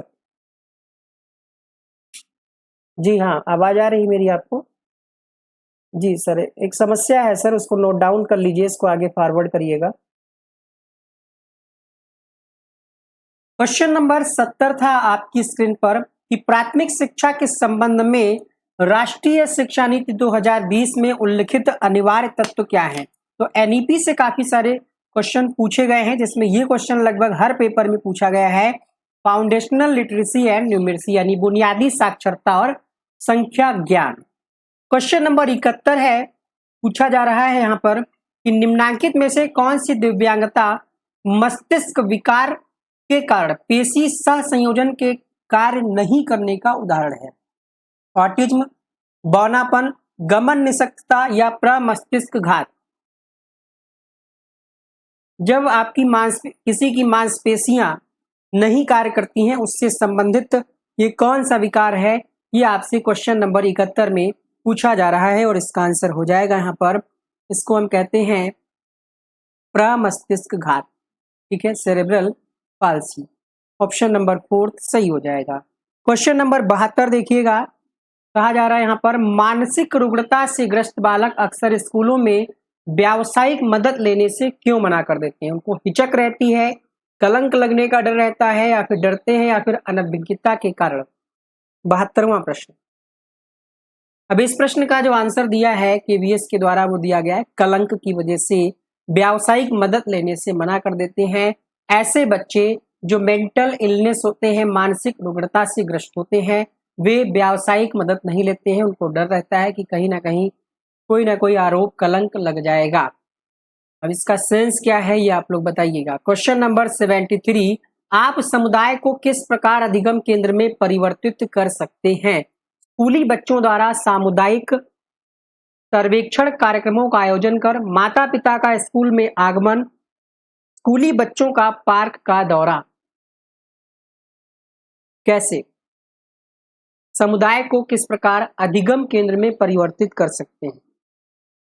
तो इसके लिए माता पिता से सिर्फ नहीं होगा, ठीक है, पार्क में दौरा करने से नहीं। सबसे अच्छा है कि आप जो है स्कूली बच्चों के द्वारा ऐसे कुछ कार्यक्रमों को आयोजित करिए जिसमें बच्चे सर्वे करें, उसमें उनकी एक्टिविटी हो, ठीक है, सक्रिय रूप से भाग लें ताकि वो सीख पाएंगे। तो 73वें प्रश्न में पहला विकल्प सही हो जाएगा। 74वां प्रश्न देखिएगा, स्कूली बच्चों का स्थानीय अस्पताल में जाना किसका उदाहरण है? गृह विद्यालय संबंध, समाज सेवा, परियोजना कार्य, स्कूल समुदाय संबंध। तो ये कोई प्रोजेक्ट वर्क तो है नहीं, ठीक है, ना ही कोई समाज सेवा है। ये कहीं ना कहीं समुदाय के माध्यम से बच्चे को कह सकते हैं सिखाने के लिए, परानुभूति को फील करने के लिए आप ले जा सकते हैं स्थानीय अस्पताल में। एक तरीके से ये कम्युनिटी रिलेशन, स्कूल और कम्युनिटी के बीच रिलेशन समझाने का एक अच्छा माध्यम, एक अच्छा उदाहरण हो सकता है। दुश्चिंता विकार से पीड़ित अधिकांश बालक निम्नांकित में से क्या करने में हिचकिचाते हैं? दोस्तों से मिलने में, पढ़ने लिखने में, व्यावहारिक सहायता प्राप्त करने में, परीक्षाओं पर ध्यान केंद्रित करने में। क्वेश्चन नंबर 75,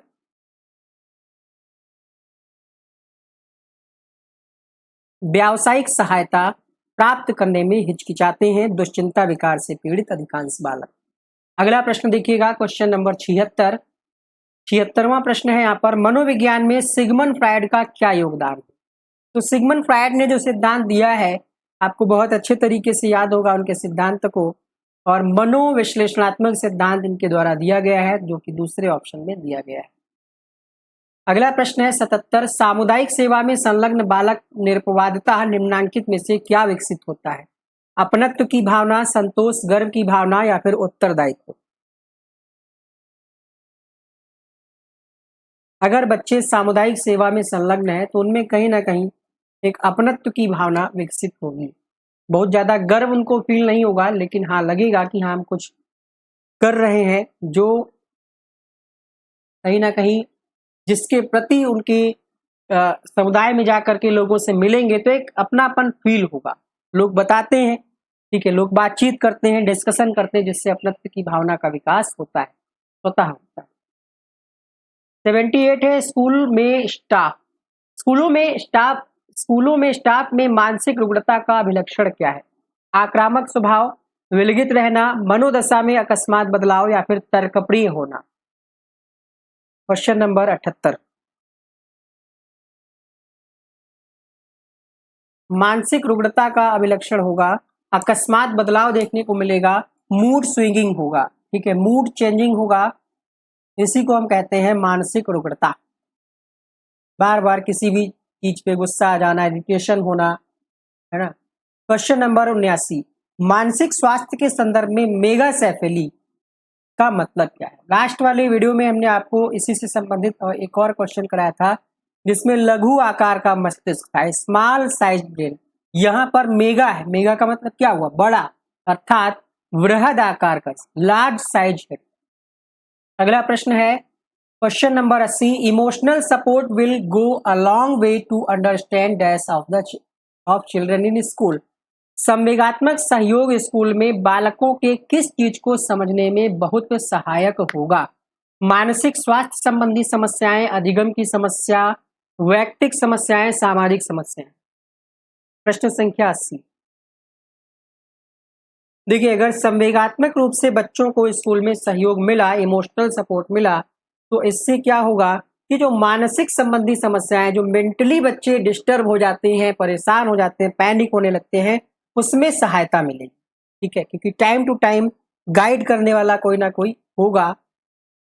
अगला प्रश्न देखिएगा, स्कूलों में आकलन का मुख्य प्रयोजन क्या है? The main purpose of assessment in school is, क्यों किया जाता है आकलन? इससे क्या फायदा होता है? उद्देश्य क्या है? विषय की समझ की स्तर का मापन। असेसमेंट से पता चलता है कि अंडरस्टैंडिंग लेवल क्या है। दूसरा विकल्प सही हो जाएगा। अगला प्रश्न है question number 82, which one of the following leadership style in generally is, क्या है, accepted in schools. Question number देखिएगा 81 या 82 था, थोड़ा सा ये ब्लिंक कर गया है, अभी वापस आएगा। तब तक आप वीडियो को लाइक कर दीजिएगा और प्लेलिस्ट जो हमने बनाई है केवीएस पीआरटी प्रीवियस ईयर की सीरीज जो हमने स्टार्ट की है, जितने भी पेपर हुए उन सभी को हल कराया जाएगा और इसकी प्लेलिस्ट का लिंक इस वीडियो के नीचे डिस्क्रिप्शन बॉक्स में कमेंट बॉक्स में आपको देखने को मिल जाएगा। क्वेश्चन नंबर आपका 82 है, 81 हो चुका है, 82 है, स्कूलों में सामान्यतः स्वीकृत नेतृत्व शैली निम्नांकित में से क्या है? जो नेतृत्व शैली है स्कूलों में वो है परिवर्तनकारी, क्योंकि कुछ ना कुछ बदलाव हम लोग चाहते हैं, तो इसको हम कहते हैं ट्रांसफॉर्मेशनल लीडरशिप, यानी परिवर्तनकारी नेतृत्व। विकल्प यहाँ पर तीसरा सही हो जाएगा। अगला प्रश्न देखिएगा 83, ये देखिए हो चुका है, दोबारा है, अलग तरीके से ऑप्शन दिए गए। समय सारणी की क्या भूमिका है? टाइम टेबल, समय पर इससे पाठ्यक्रम पूरा हो जाता है, परीक्षाएं हो जाती हैं, या सभी कार्यक्रमों को व्यवस्थित ढंग से किया जा सकता है। तो यही सही है, परीक्षा भी परीक्षाएं भी और पाठ्यक्रम भी टाइम से पूरा हो जाता है। जितने भी एक्टिविटी हैं, जितने भी कार्य होने चाहिए वो सभी टाइम टेबल के हिसाब से अगर आप करेंगे तो समय की बचत होगी और एक्स्ट्रा कोई खर्चा नहीं आएगा। यानी एक्स्ट्रा जो भी पैसा खर्च होता है, जैसे कई बार क्या होता है री एग्ज़ाम होता है, समय सारणी ठीक नहीं है, ऐसे ही कुछ भी कर दिया, तो इसीलिए समय सारणी की महत्वपूर्ण भूमिका होती है। क्वेश्चन नंबर 84 है और यहाँ पर आपसे पूछा जा रहा है कि स्कूल में प्राचार्य में निम्नांकित में से किस गुण के विद्यमान होने के फलस्वरूप वह कुशल हो पाता है? ठीक है, प्रिंसिपल जो है उसमें कौन सा गुण होना चाहिए? व्यवस्थित योजना, धैर्य, सहानुभूति, भावी दृष्टि, सभी जरूरी है। इन सब में जरूरी क्या है? इस टाइप का क्वेश्चन पहले भी हुआ था। फ्यूचर विजन क्या है? आप भविष्य में अपने स्कूल को, अपने विद्यालय को किस लेवल तक आगे लेकर के जाना चाहते हैं, इसके लिए आपका विजन होना चाहिए कुछ, है ना। तो यहाँ पर आपका उत्तर हो जाएगा ऑप्शन नंबर 4 के साथ। क्वेश्चन नंबर 85 है, स्कूल में निर्देशात्मक नेता निम्नांकित में से क्या आदेश देता है?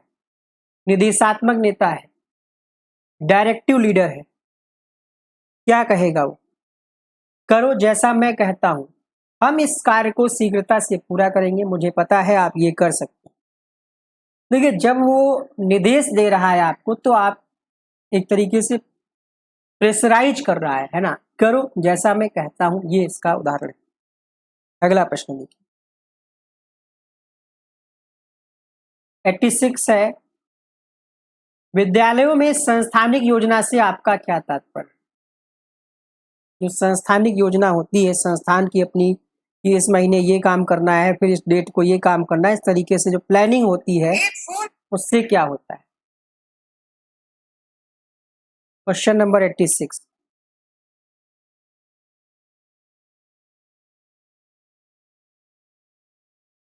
सही जवाब हो जाएगा 86 के लिए। यहाँ पर ओवरऑल डेवलपमेंट के लिए पूरी योजना होती है। It is perspective plan for all round development of school.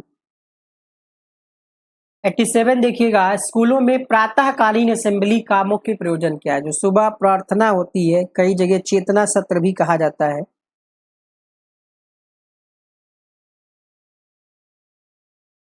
उसका मुख्य उद्देश्य क्या है?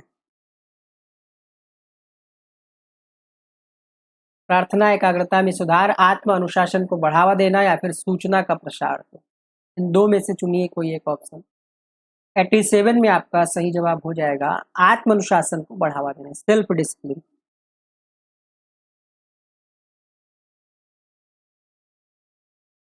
अगला प्रश्न है क्वेश्चन नंबर 38।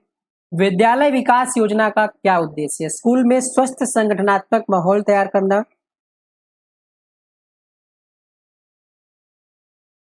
विद्यार्थियों की आवश्यकताओं की पूर्ति, पर्याप्त वित्तीय संसाधनों का प्रावधान करना, स्कूल की अवसंरचना विकसित करना।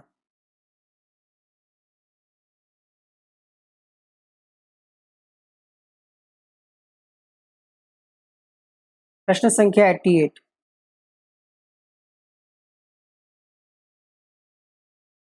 स्वस्थ संगठनात्मक माहौल तैयार करना।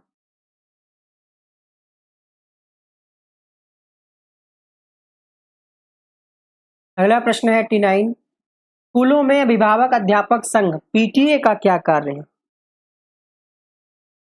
निधियां जुटाना, सहभागी उपागम, समाज सेवा, स्कूल का छिद्रान्वेषण।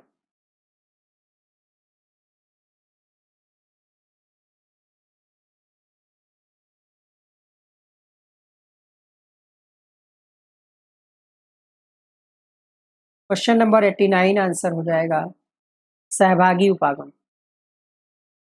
पीटीए जो अभिभावक अध्यापक संघ होता है, उसका कार्य होता है कि कुछ ना कुछ वो स्कूल के लिए, स्कूल के बच्चों के लिए, है ना, कुछ ऐसी चीजें इन्वॉल्व, ऐसी चीजों का कह सकते हैं प्रयोग करें ताकि बच्चे आपस में एक सहभागी उपागम के माध्यम से सीख सकें। यही कार्य है पीटीए का। क्वेश्चन नंबर 90 है, पड़ोस स्थित विद्यालयों के संयुग्मन का क्या लाभ? ये प्रश्न रिपीट हो चुका है, इससे पहले भी पढ़ाया जा चुका है। अगर दो स्कूल हैं कुछ ही दूरी पे, 100-200 मीटर पे, अगर उनको संयुग्मन कर लें, एक में मिला लें, पेयरिंग कर लें, तो इससे क्या होगा? साझेदारी होगी, ज्ञान विनिमय होगा। 90 का चौथा विकल्प सही होगा। क्वेश्चन नंबर 91 देखिएगा, शिक्षा का मुख्य प्रयोजन क्या है?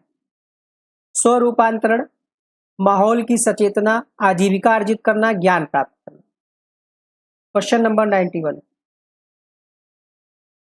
देखिए, वैसे तो आपको लगेगा यहाँ पर कि ज्ञान प्राप्त करना, है ना, शिक्षा का मतलब ज्ञान प्राप्त, लेकिन यहाँ पर थोड़ा सा आपको ध्यान देने की जरूरत है। शब्दों का यहाँ पर बहुत अच्छे तरीके से चयन किया गया, जिसने भी क्वेश्चन बनाया है।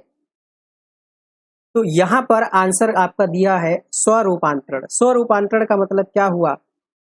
आप खुद को, शिक्षा क्या एक माध्यम है, शिक्षा एक माध्यम है जिसके द्वारा आप अपने आप का, अपने व्यक्तित्व का विकास कर सकते हैं।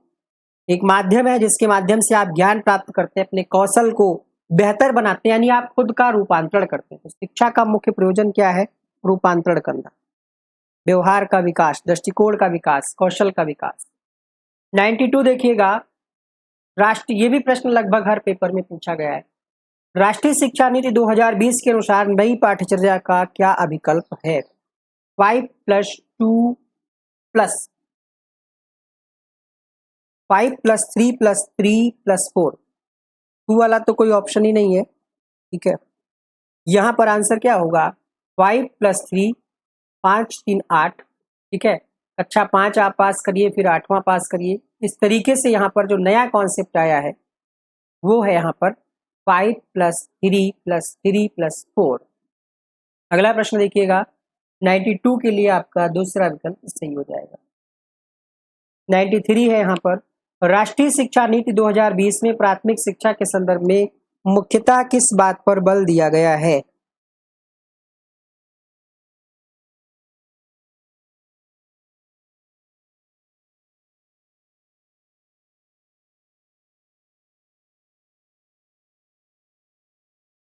2025 तक बुनियादी साक्षरता और संख्या ज्ञान का लक्ष्य प्राप्त करना। तो यहाँ पर आपका आंसर हो जाएगा ऑप्शन नंबर 4 के साथ। अगला प्रश्न देखिएगा, अगला प्रश्न क्या कहता है?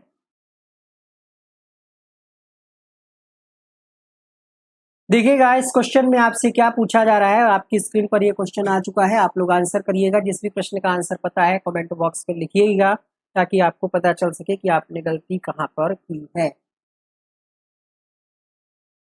प्रश्न है यहाँ पर, राष्ट्रीय पाठ्यचर्या रूपरेखा 2005 में किस पर बल दिया गया है? कार्यकलाप केंद्रित अधिगम, ज्ञान को जीवन से जोड़ना, श्रव्य दृश्य उपकरण आधारित शिक्षण, सूचना और संचार प्रौद्योगिकी का उपयोग। Question number 94। 94, हाँ, 94 के लिए आपका सही जवाब हो जाएगा ज्ञान को जीवन से जोड़ना। अगला प्रश्न है, शिक्षा का अधिकार अधिनियम 2009 के अनुसार कोई प्रतिरोध नहीं की व्यवस्था निम्नांकित में से किसके मामले में लागू है? Question number 95। फेल नहीं किया जाता है बच्चे को 8वीं कक्षा तक।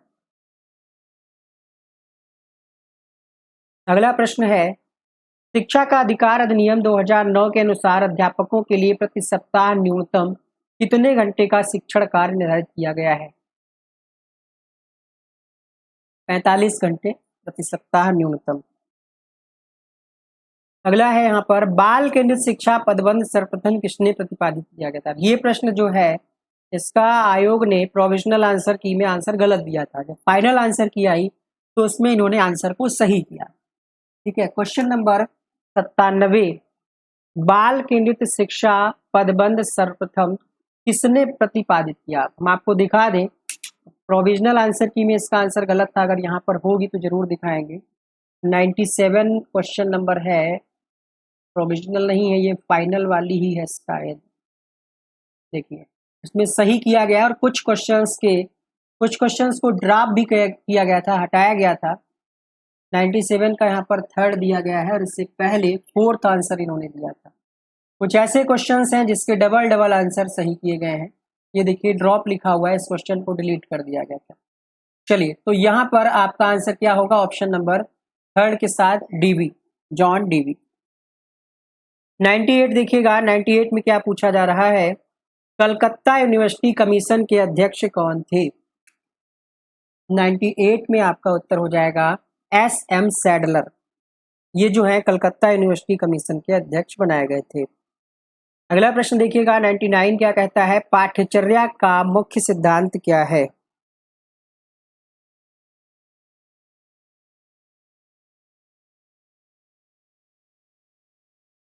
क्वेश्चन नंबर 99, लचीलेपन का सिद्धांत, ताकि कुछ बदलाव कर सकें। अगला प्रश्न देखिएगा,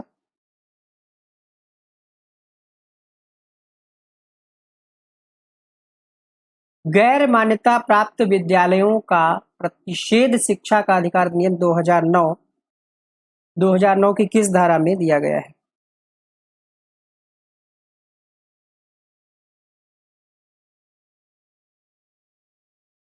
क्वेश्चन नंबर 100 आंसर हो जाएगा यहाँ पर, धारा 19 के तहत गैर मान्यता प्राप्त विद्यालयों का प्रतिषेध।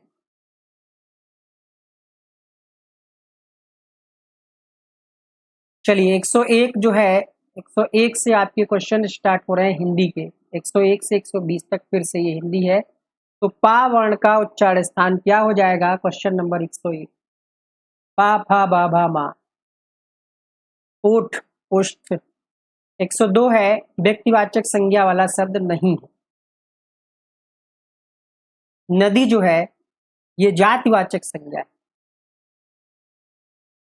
संज्ञा और विशेषण की दृष्टि से गलत शब्द कौन सा है? 103,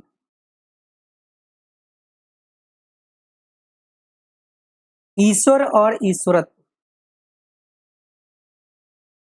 ये गलत दिया गया है। ठीक है, ईश्वरोचित होता है यहाँ पर। ईश्वर से विशेषण जो बनेगा ईश्वरीय हो जाएगा, है ना, ईश्वरीय हो जाएगा या ईश्वरोचित यानी ईश्वर द्वारा रचित। निम्नलिखित में से बहुवचन की दृष्टि से कौन सा युग्म सही नहीं है? बकरी बकरियां, पहाड़ी पहाड़ियां, गड्ढा गड्ढे, पक्षी पक्षियां। क्वेश्चन नंबर 104 उत्तर हो जाएगा पक्षी पक्षियां नहीं होगा, पक्षियों होता है ना, पक्षियां नहीं होगा। अगला प्रश्न देखिएगा, क्वेश्चन नंबर 105,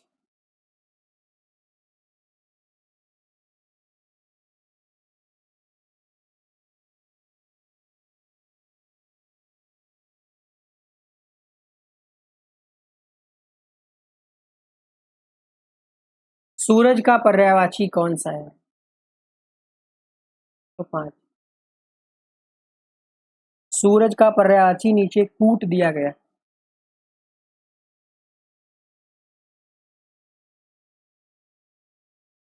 रवि, सविता और अर्क, तीनों हैं तो आंसर होगा ABC।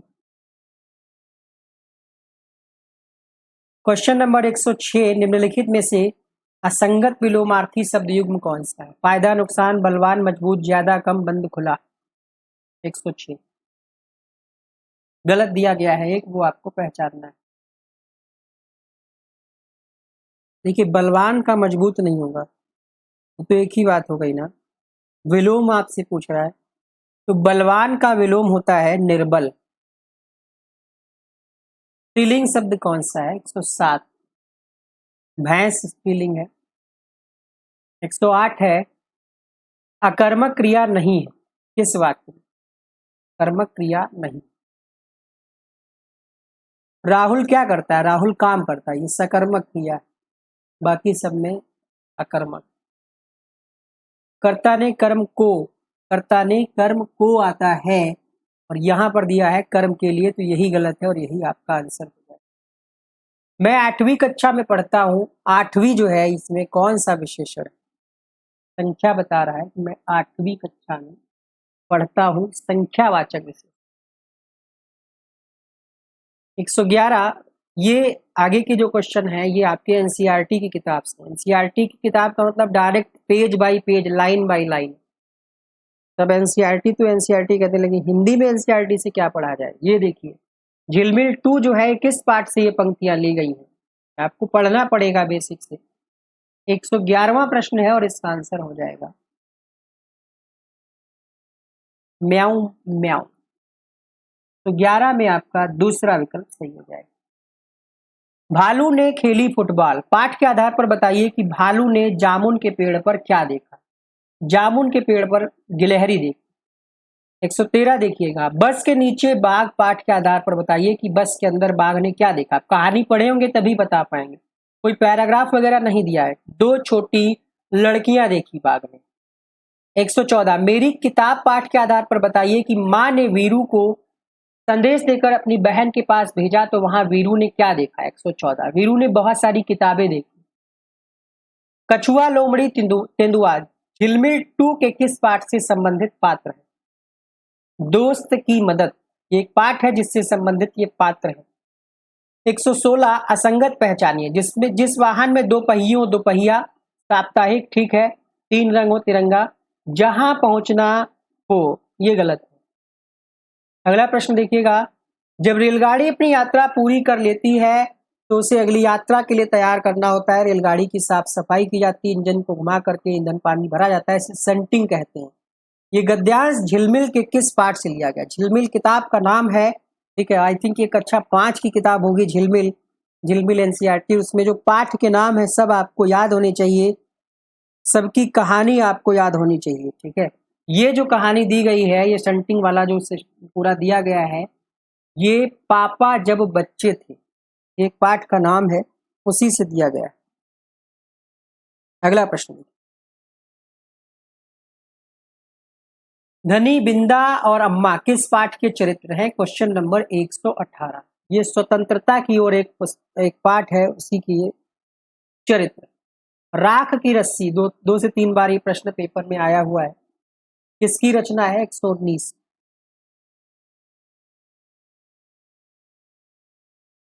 ये तिब्बत से संबंधित एक लोक कथा है। 120 देखिएगा, चिट्ठी का सफर, इस पाठ से क्या पता चलता है? अतीत और वर्तमान के संदेश वाहकों की झलकियां मिलती थी। पहले चिट्ठी कैसे आती थी और अब तो फटाक से एक क्लिक में आप मैसेज। पैराग्राफ के क्वेश्चन है 20, इसको हम कराएंगे लास्ट में, क्योंकि पैराग्राफ के क्वेश्चंस थोड़ा सा मतलब ये कह सकते हैं कि जो पैराग्राफ में पूरी बातें नहीं दी गई हैं और क्वेश्चन पूछ लिया गया, थोड़ा सा टिपिकल है। आइए हम ले चलते हैं आपको आगे वाले जो क्वेश्चंस हैं, 151 से मैथ के क्वेश्चंस को करते हैं और आगे ईवीएस भी होगी इसी में, उन सभी के क्वेश्चंस को करेंगे। 141 से मैथ आपकी स्टार्ट हो रही है। एक जूस की बोतल है जिसमें 800 ml जूस आता है, 9 बोतलें हैं, तो कितनी मात्रा होगी? तो 880 गुणे 9 करिएगा, 900 हो जाएगा, 9 अट्ठे 72, 9 अट्ठे 72 और ये 7920 कितना होगा ml? 7920 वाले ऑप्शन ये भी है, ये भी है। दशमलव देखिए कहाँ पर लगेगा, ये भी लीटर में। अच्छा, ये 7290 देखिए कैसे आप गलती कर सकते हैं जैसे हमने की है। ये 7920 है और ये 7290 है, दशमलव लगा हुआ है। 141वें प्रश्न में आंसर हो जाएगा 7.920 लीटर। अगला प्रश्न देखिएगा, क्वेश्चन नंबर 142। मैथ बहुत कठिन नहीं आती है, लेकिन जब तक आपको फार्मूले बेसिक चीजें नहीं पता होंगी आप कर नहीं पाएंगे, बहुत ज्यादा टाइम लेंगे। 3 सखियां हैं, फ्रेंड है, नाम है चंपा, जैस्मीन और लिली।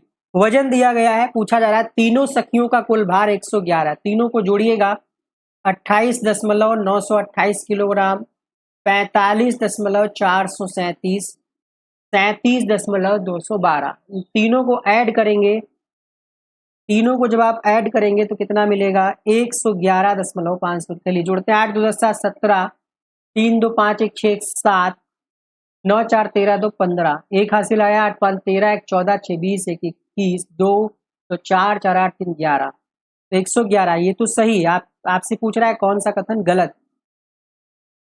चंपा और लिली के भार का अंतर निकालना है। चंपा का भार कितना है? चंपा का है 45.437। इसका लिली का कितना है? 28.928। घटाएंगे कितना मिलेगा? 17 में से 8 गया, 9 8 17, 0। घटाइए, यहाँ पे 5, 14 में से 9 गया 5, 13 में से 8 गया 5, 15.509।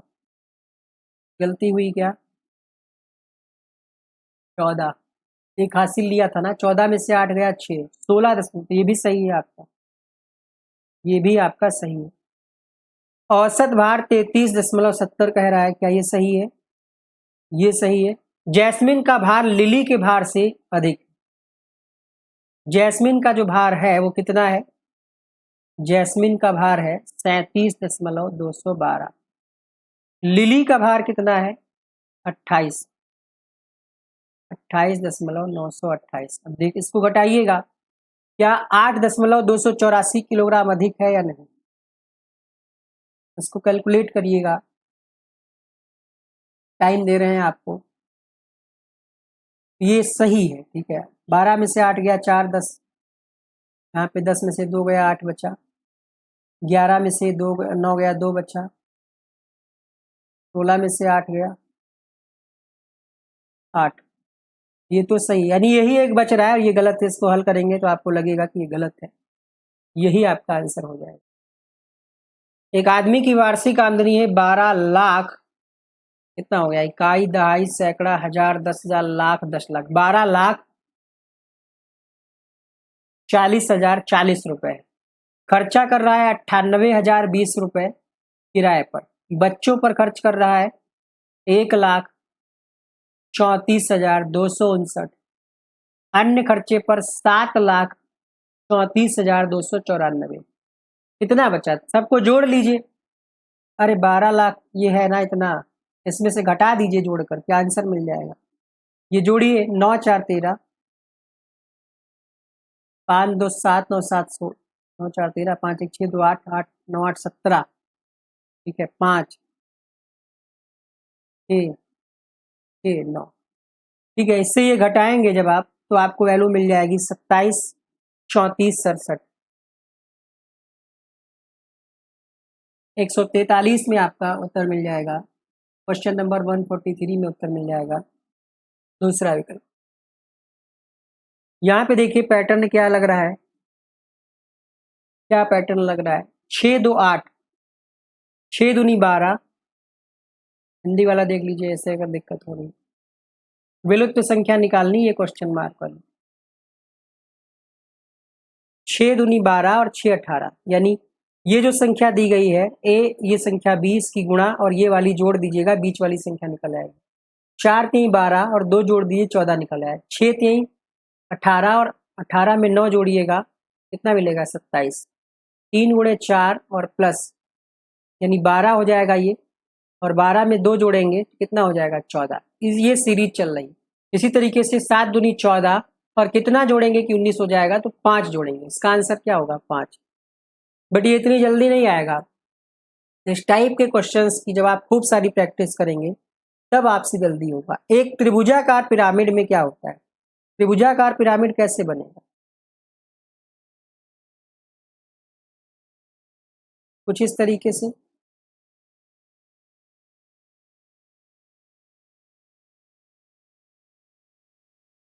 त्रिभुजाकार पिरामिड, अब इस संदर्भ में कुछ चीजें दी गई हैं कि फलक कितने होते हैं। 4 फलक होते हैं या 6 होते हैं, पहले ये डिसाइड करिए। 4 फलक, 1 2 3 4, तो 4 फलक होते हैं, 6 किनारे और 4 शीर्ष होते हैं। तीसरा विकल्प यहाँ पर सही हो जाएगा। 145, तो 46 देखिएगा। एक वर्गाकार खेत के चारों ओर की बाड़ की लंबाई 572 है, तो भुजा निकालना सिंपल है। 572 है, वर्गाकार खेत है, भुजा कितनी हो जाएगी, भाग दे दीजिए फटाक से। 4 गुणे भुजा होता है, 4 से भाग करेंगे 572, कितना आ जाएगा 143 आ जाएगा। अगला प्रश्न देखिएगा। एक घनाभ का आयतन 1/8 मीटर क्यूब है, इसका आयतन सेंटीमीटर में कितना होगा। आयतन दिया है, बस सेंटीमीटर में कन्वर्ट करना है, तो क्या करेंगे, गुणा कर दीजिए फटाक से। 100 सेंटीमीटर होते तो 3 बार गुणा करिए, है ना, 3 बार गुणा करिए, आपको आंसर मिल जाएगा। 1 मीटर बराबर 100 सेंटीमीटर होता है। यहाँ पर आपका चौथा विकल्प सही हो जाएगा। ऐसे कर लीजिएगा, 1/8 है, इंटू क्या करना है, सिर्फ चेंज ही तो करना है, 100 गुणे 100 गुणे 100, 4 दूना 8, 25 चक्कू 100, 50, 25 गुणे कितने जीरो 5000, 25 पंचे 125, कितने जीरो है 3, आ गया। अगला प्रश्न देखिए 148, यहाँ पर पूछ रहा है कितने कोण हैं, काउंट करिए भाई कितने कोण हैं। 1 2 3 4, नहीं, एक ये हो गया, 2 हो गया, 3 हो गया, 4 तो ऐसे ही दिख रहे हैं। फिर पूरा पूरा एक ऐसे बनेगा, है ना, ये वाला एक ऐसे बन जाएगा ओ, फिर ये वाला एक ऐसे बनेगा। सारे आप गिनेंगे तो आपको कितने मिल जाएंगे, हम आपको आंसर बता दे रहे हैं, आप इसकी प्रैक्टिस करेंगे। 148 में 10 होने चाहिए। 148 10। अब इसको कुछ बताने की है आवश्यकता, शब्दों में लिखना है, इकाई दहाई सैकड़ा हजार गिन करके लिख दीजिए। 88,909, इकाई दहाई सैकड़ा हजार 10,000 लाख 10 लाख, 88,909। 150 लिखिएगा। एक 5 अंकों वाली संख्या के अंकों का योग 4 है। 5 अंकों वाली संख्या 1 2 3 4 5, ये 5 अंकों वाली कोई संख्या होगी, इनका योग कितना है 4। यानी अगर हम एक एक यहाँ पे सब पे एक एक मान लेते हैं तो ये संख्या कितनी 5 होनी चाहिए, लेकिन कहीं ना कहीं पे 0 होगा, है ना, कहीं ना कहीं पे 0 होगा तभी तो 4 होगा ये, ऐसे। अब जोड़िए कितना आ रहा है 4 आ रहा है ना। अब इनका गुणनफल कह रहा है, तो 1 की गुणा, आप इसको गुणे में लिखेंगे ऐसे, तो कितना आ जाएगा 0 आ जाएगा, कि 0 से गुणा किसी की भी हम करते हैं संख्याओं के अंकों का गुणनफल तो 0 आ जाएगा। ठीक है, 5 अंकों की संख्या है, इसका योग कितना है 4 है। मैंने आपको बताया कि हमने एक संख्या ले ली, 1 2 3 0 ले लिया, 1 2 3 4, इसका योग हो गया 4। इसका जब आप गुणा करेंगे 0 ही आएगा। 151, सीमा एक दिन छोड़ करके बाजार जाती है, 5 दिसंबर को बाजार गई थी, एक दिन छोड़ के जाती है, 5 को गई थी, फिर 7 को जाएगी, 8 फिर 9 को जाएगी, 10 फिर 11 फिर 13 फिर 15 फिर 17 फिर 19, ऐसी तो बाजार जाएगी। पूछ रहा है किस दिन बाजार नहीं गई, किस दिन बाजार नहीं गई। 18 भी दिया गया है यहाँ पर, 18 को नहीं जाएगी, ऑड इवन है ना ये, 18 को कहाँ जा रही है, देखिए यहाँ बाकी 15 को जा रही है, देखिए 19 के बाद 21 को भी जाएगी, 9 को भी जा रही, तो 18 को नहीं जा रही। ये क्वेश्चन हमें समझ में नहीं आया, इसका आंसर गलत लग रहा है या फिर समझ से बाहर। इसको आप देखिएगा, विषम का चुनाव करना है। इसका आंसर जो दिया है केवीएस ने वो हम आपको बता देते हैं 152 के लिए।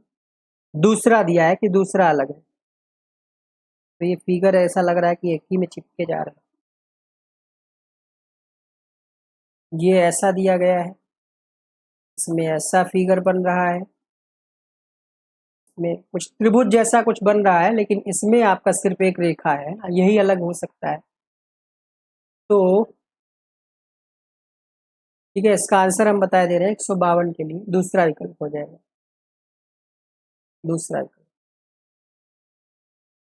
अगला देखिएगा, ये भी एक हो सकता है कि ये देखिए आमने सामने दिए गए हैं, बाकी किसी में इस तरीके से आमने सामने नहीं दिया गया। 153 है क्वेश्चन नंबर 1। डिब्बे में 30 कंचे हैं जिसमें 10 सफेद 15 लाल शेष पीले। 10 सफेद 15 लाल और पीले हैं कितने, 30। 25 प्लस एक्स बराबर 30। एक्स की वैल्यू आ गई 5। 30 का 5 कितना होता है, 1/6 होता है। इसका आंसर जाएगा 1/6, 6×5 30। इसमें कितने त्रिभुज हैं, तो आप काउंट करेंगे तो 54 में की संख्या मिलेगी 10। इस तरीके से जब फिगर दिया गया हो 10 होते हैं। 155, यूसुफ ने क्या किया, एक 435 रुपए की फल सब्जियां ली, स्टेशनरी ली, ये सब खरीदा। अब ये जितना उसका खर्चा हुआ है इसको जोड़ दीजिए। रुपए थे उसके पास 1000, 1000 में से घटा दीजिए। अब ये बिल्कुल मतलब क्या कहें, तो बच्चों वाले सवाल है। 435.45, 124.88, 219.76, इसको जोड़िएगा 9,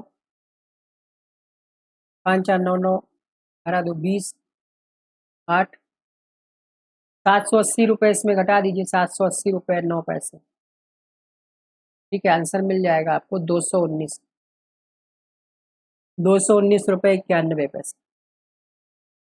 क्वेश्चन नंबर 155 में तीसरा विकल्प सही हुआ है। 156 देखिएगा, 5 अंकों की सबसे बड़ी संख्या जो 64 से पूर्णतः विभाजित। ऑप्शन से चेक करिए, एक एक करके भाग दीजिए, पहले या दूसरे या तीसरे किसी में आंसर मिल जाएगा। 64 से भाग करते हैं पहले ऑप्शन को, 64 एकम 64 जाएगा, 9 में से 4 गया 5,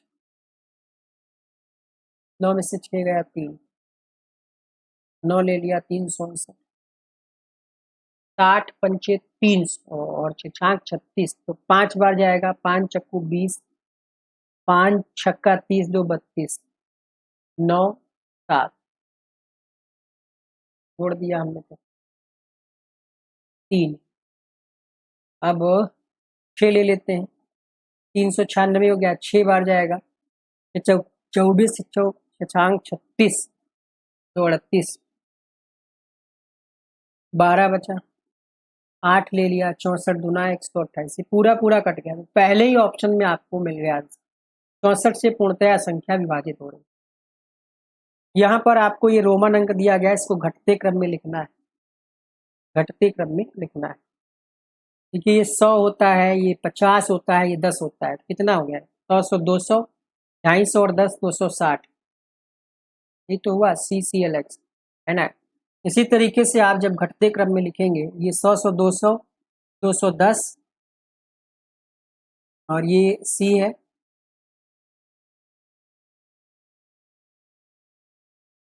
290 हो जाएगा। फिर क्या है, CCXX यानी 220, C मतलब 100, X मतलब 10, तो 110 और ये हो जाएगा आपका 190, 190 होगा, 100 200 210 होना चाहिए यहाँ पर, है ना। इस तरीके से ये आपका 100 200, ये आपका अच्छा पहले लगा हुआ है, ठीक तो है, ये पहले लगा हुआ है ना X। हाँ, तो ये आपका हो जाएगा 240 और ये हो जाएगा 190। इसको जब आप क्रम में लिखेंगे 157वें प्रश्न में, ये आपका तीसरा विकल्प हो जाएगा। प्रश्न के लिए आपका तीसरा विकल्प सही होगा। 158 देखिएगा, पानी के पाइप की मोटाई को आप कैसे मापेंगे? हाईवे की लंबाई को आप किलोमीटर में मापेंगे। बी के साथ पहला हो जाएगा। अब बी के साथ पहला आपका पहले ही ऑप्शन में है तो इसका पहला ही हो जाएगा। भाई पानी की जो पाइप होती है उसको आप mm में मापते हैं, हाईवे की लंबाई किलोमीटर में, और जो कमरा होता है उसकी लंबाई मीटर में, कापी की सेंटीमीटर में। पहला इसका हो जाएगा 158 में। अगला प्रश्न देखिएगा, 159 है,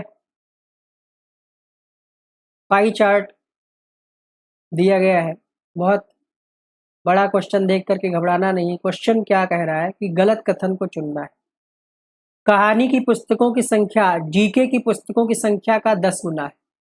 क्या ये सही है? अब कहानी की पुस्तकें कितनी हैं? ये कहानी है, ये कहानी वाला पैराग्राफ, कहानी की पुस्तकें हैं 10। जीके की पुस्तक, GK GK GK GK GK GK GK के देखिए यहाँ पर 1 के बराबर, तो 1 गुणे 10 यानी ये बात सही है, 10 गुना है। एक पुस्तक जीके की और उसके 10 गुना कहानी की।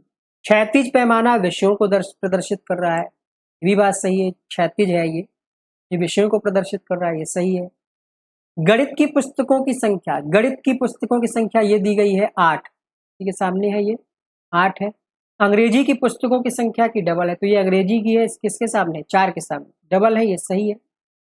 पुस्तकों की कुल संख्या 35 है, क्या 35 कैसे है? यही गलत है आपका, पुस्तकों की संख्या 35 नहीं है, यही गलत, जोड़ करके देख लीजिएगा। यदि एक मापक बर्तन सिलेंडर में पानी का स्तर 50 ml है, शुभम ने उसे 7 कंचे डाले, 50 है उसका लेवल, 7 कंचे डाले 85 हो गया, 10 डालता तो स्तर कितना हो? 10 और डाल देता।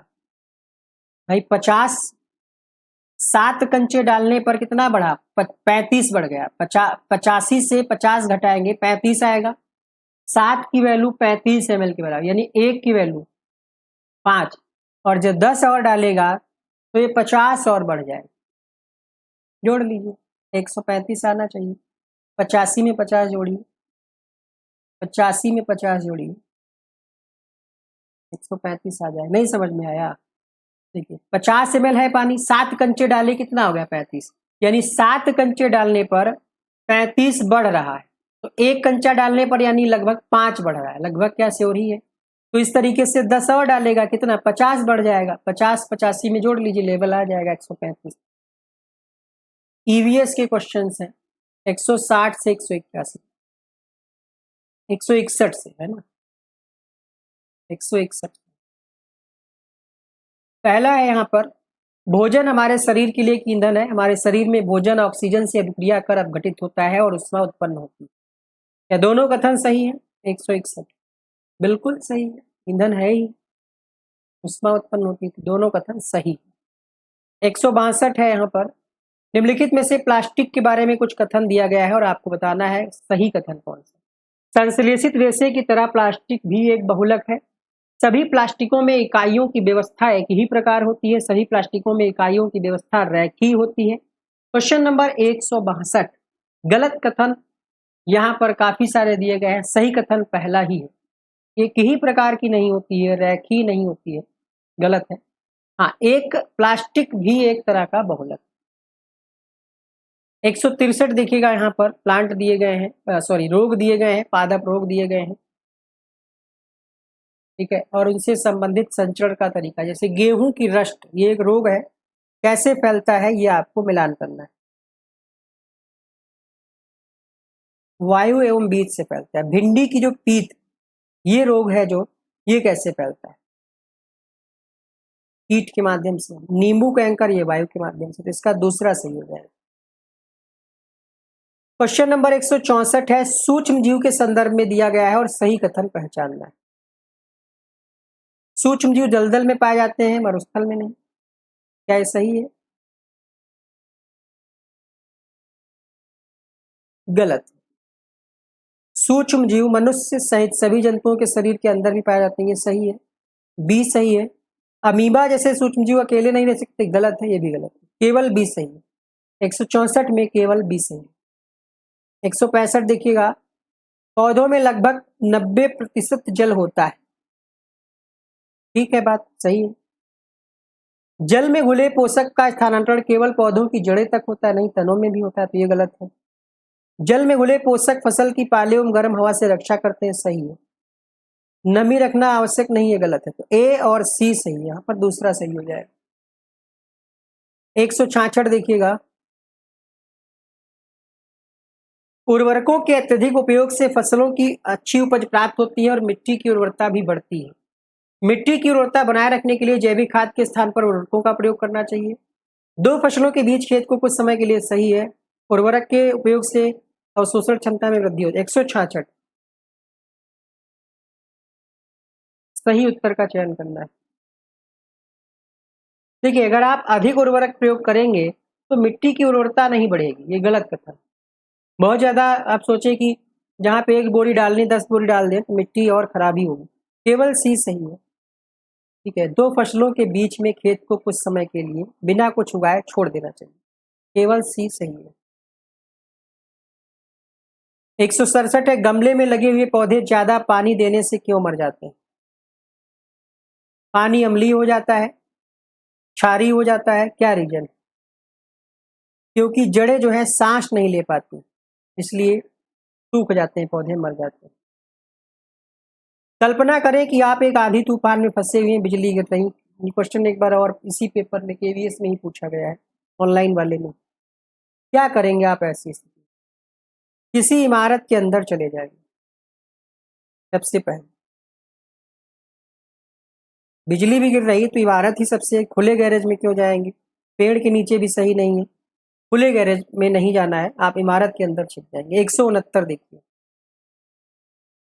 ध्रुवी भालू खुद को गर्म रखने के लिए तेज चलती है, क्वेश्चन भी करा चुके हैं सेम पैटर्न का भी पिछले पेपर में। अगर रेगुलर सीरीज आप फॉलो कर रहे हैं तो आपको याद होगा। ठीक है, तेज नहीं चलते हैं, धीरे चलते हैं। तो सही है, पहला गलत। 170 देखिएगा, निम्न आहार नली के भाग है, कूट की सहायता से सही उत्तर का चयन करिए। लाल ग्रंथि, पीयूष ग्रंथि, मुख पुटिका, क्षुद्रांश। निम्न आहार नली के भाग,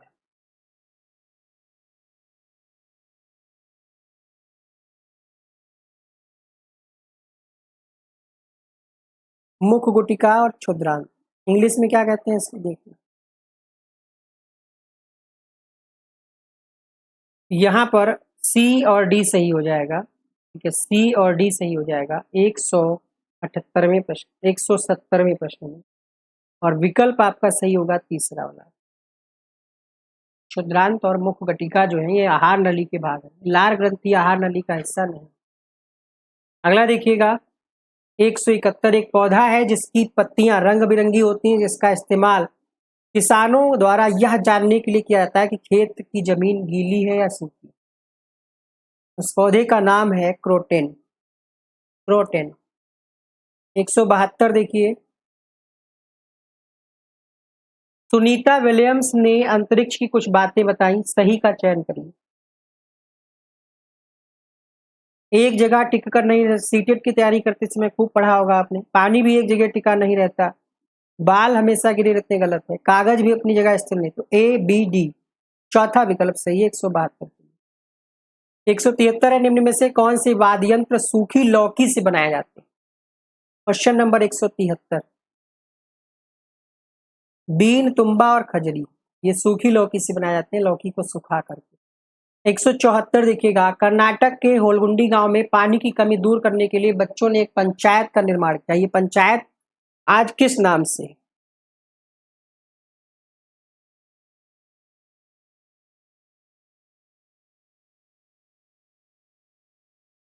भीमा संघ नाम से। भारत में एक जगह ऐसा भी है जहां कुछ विशेष महीनों में फूल ही फूल होते हैं, जगह फूल होगी, तो बहुत आसान है, उत्तराखंड।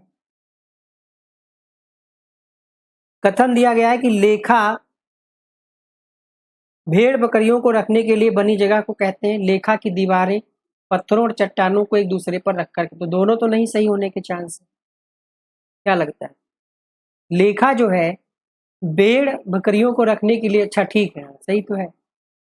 जहां पर जानवरों को रखा जाता है, भेड़ बकरियों को रखा जाता है, उसको लेखा कहते हैं। ये बनता कैसे है? दीवारें जो है इसकी पत्थरों और चट्टानों को एक दूसरे पर रखकर बनाई थी। पहला दूसरा दोनों से। 177वां प्रश्न है और कहा जा रहा है फायरमैन का कार्य क्या है? वायु का प्रवाह काटना। ये काम कैसे करेगा भाई फायरमैन?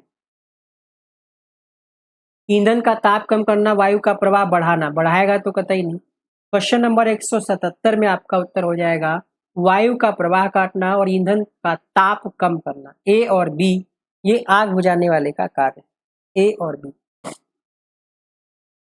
178 है वनों के बारे में दिया गया है। वन केवल विभिन्न पादपों से बना एक तंत्र है। इसकी सबसे ऊपरी परत वृक्ष शिखर बनाते हैं, जिसके नीचे शाक वनस्पतियों द्वारा बनी परत होती है और झाड़ियां सबसे नीचे की परत बनाते हैं। वन वृद्धि करते हैं और परिवर्तित होते हैं, परंतु स्वयं अपना पुनर्जनन नहीं कर सकते। 178वें में आपको सही कथन चुनना है, कोई कूट नहीं है, इसी में से आपको एक कथन चुनना है। देखिए, केवल विभिन्न पादपों से बना एक तंत्र नहीं है, ये भी गलत है। झाड़ियां सबसे नीचे की परत बनाती हैं।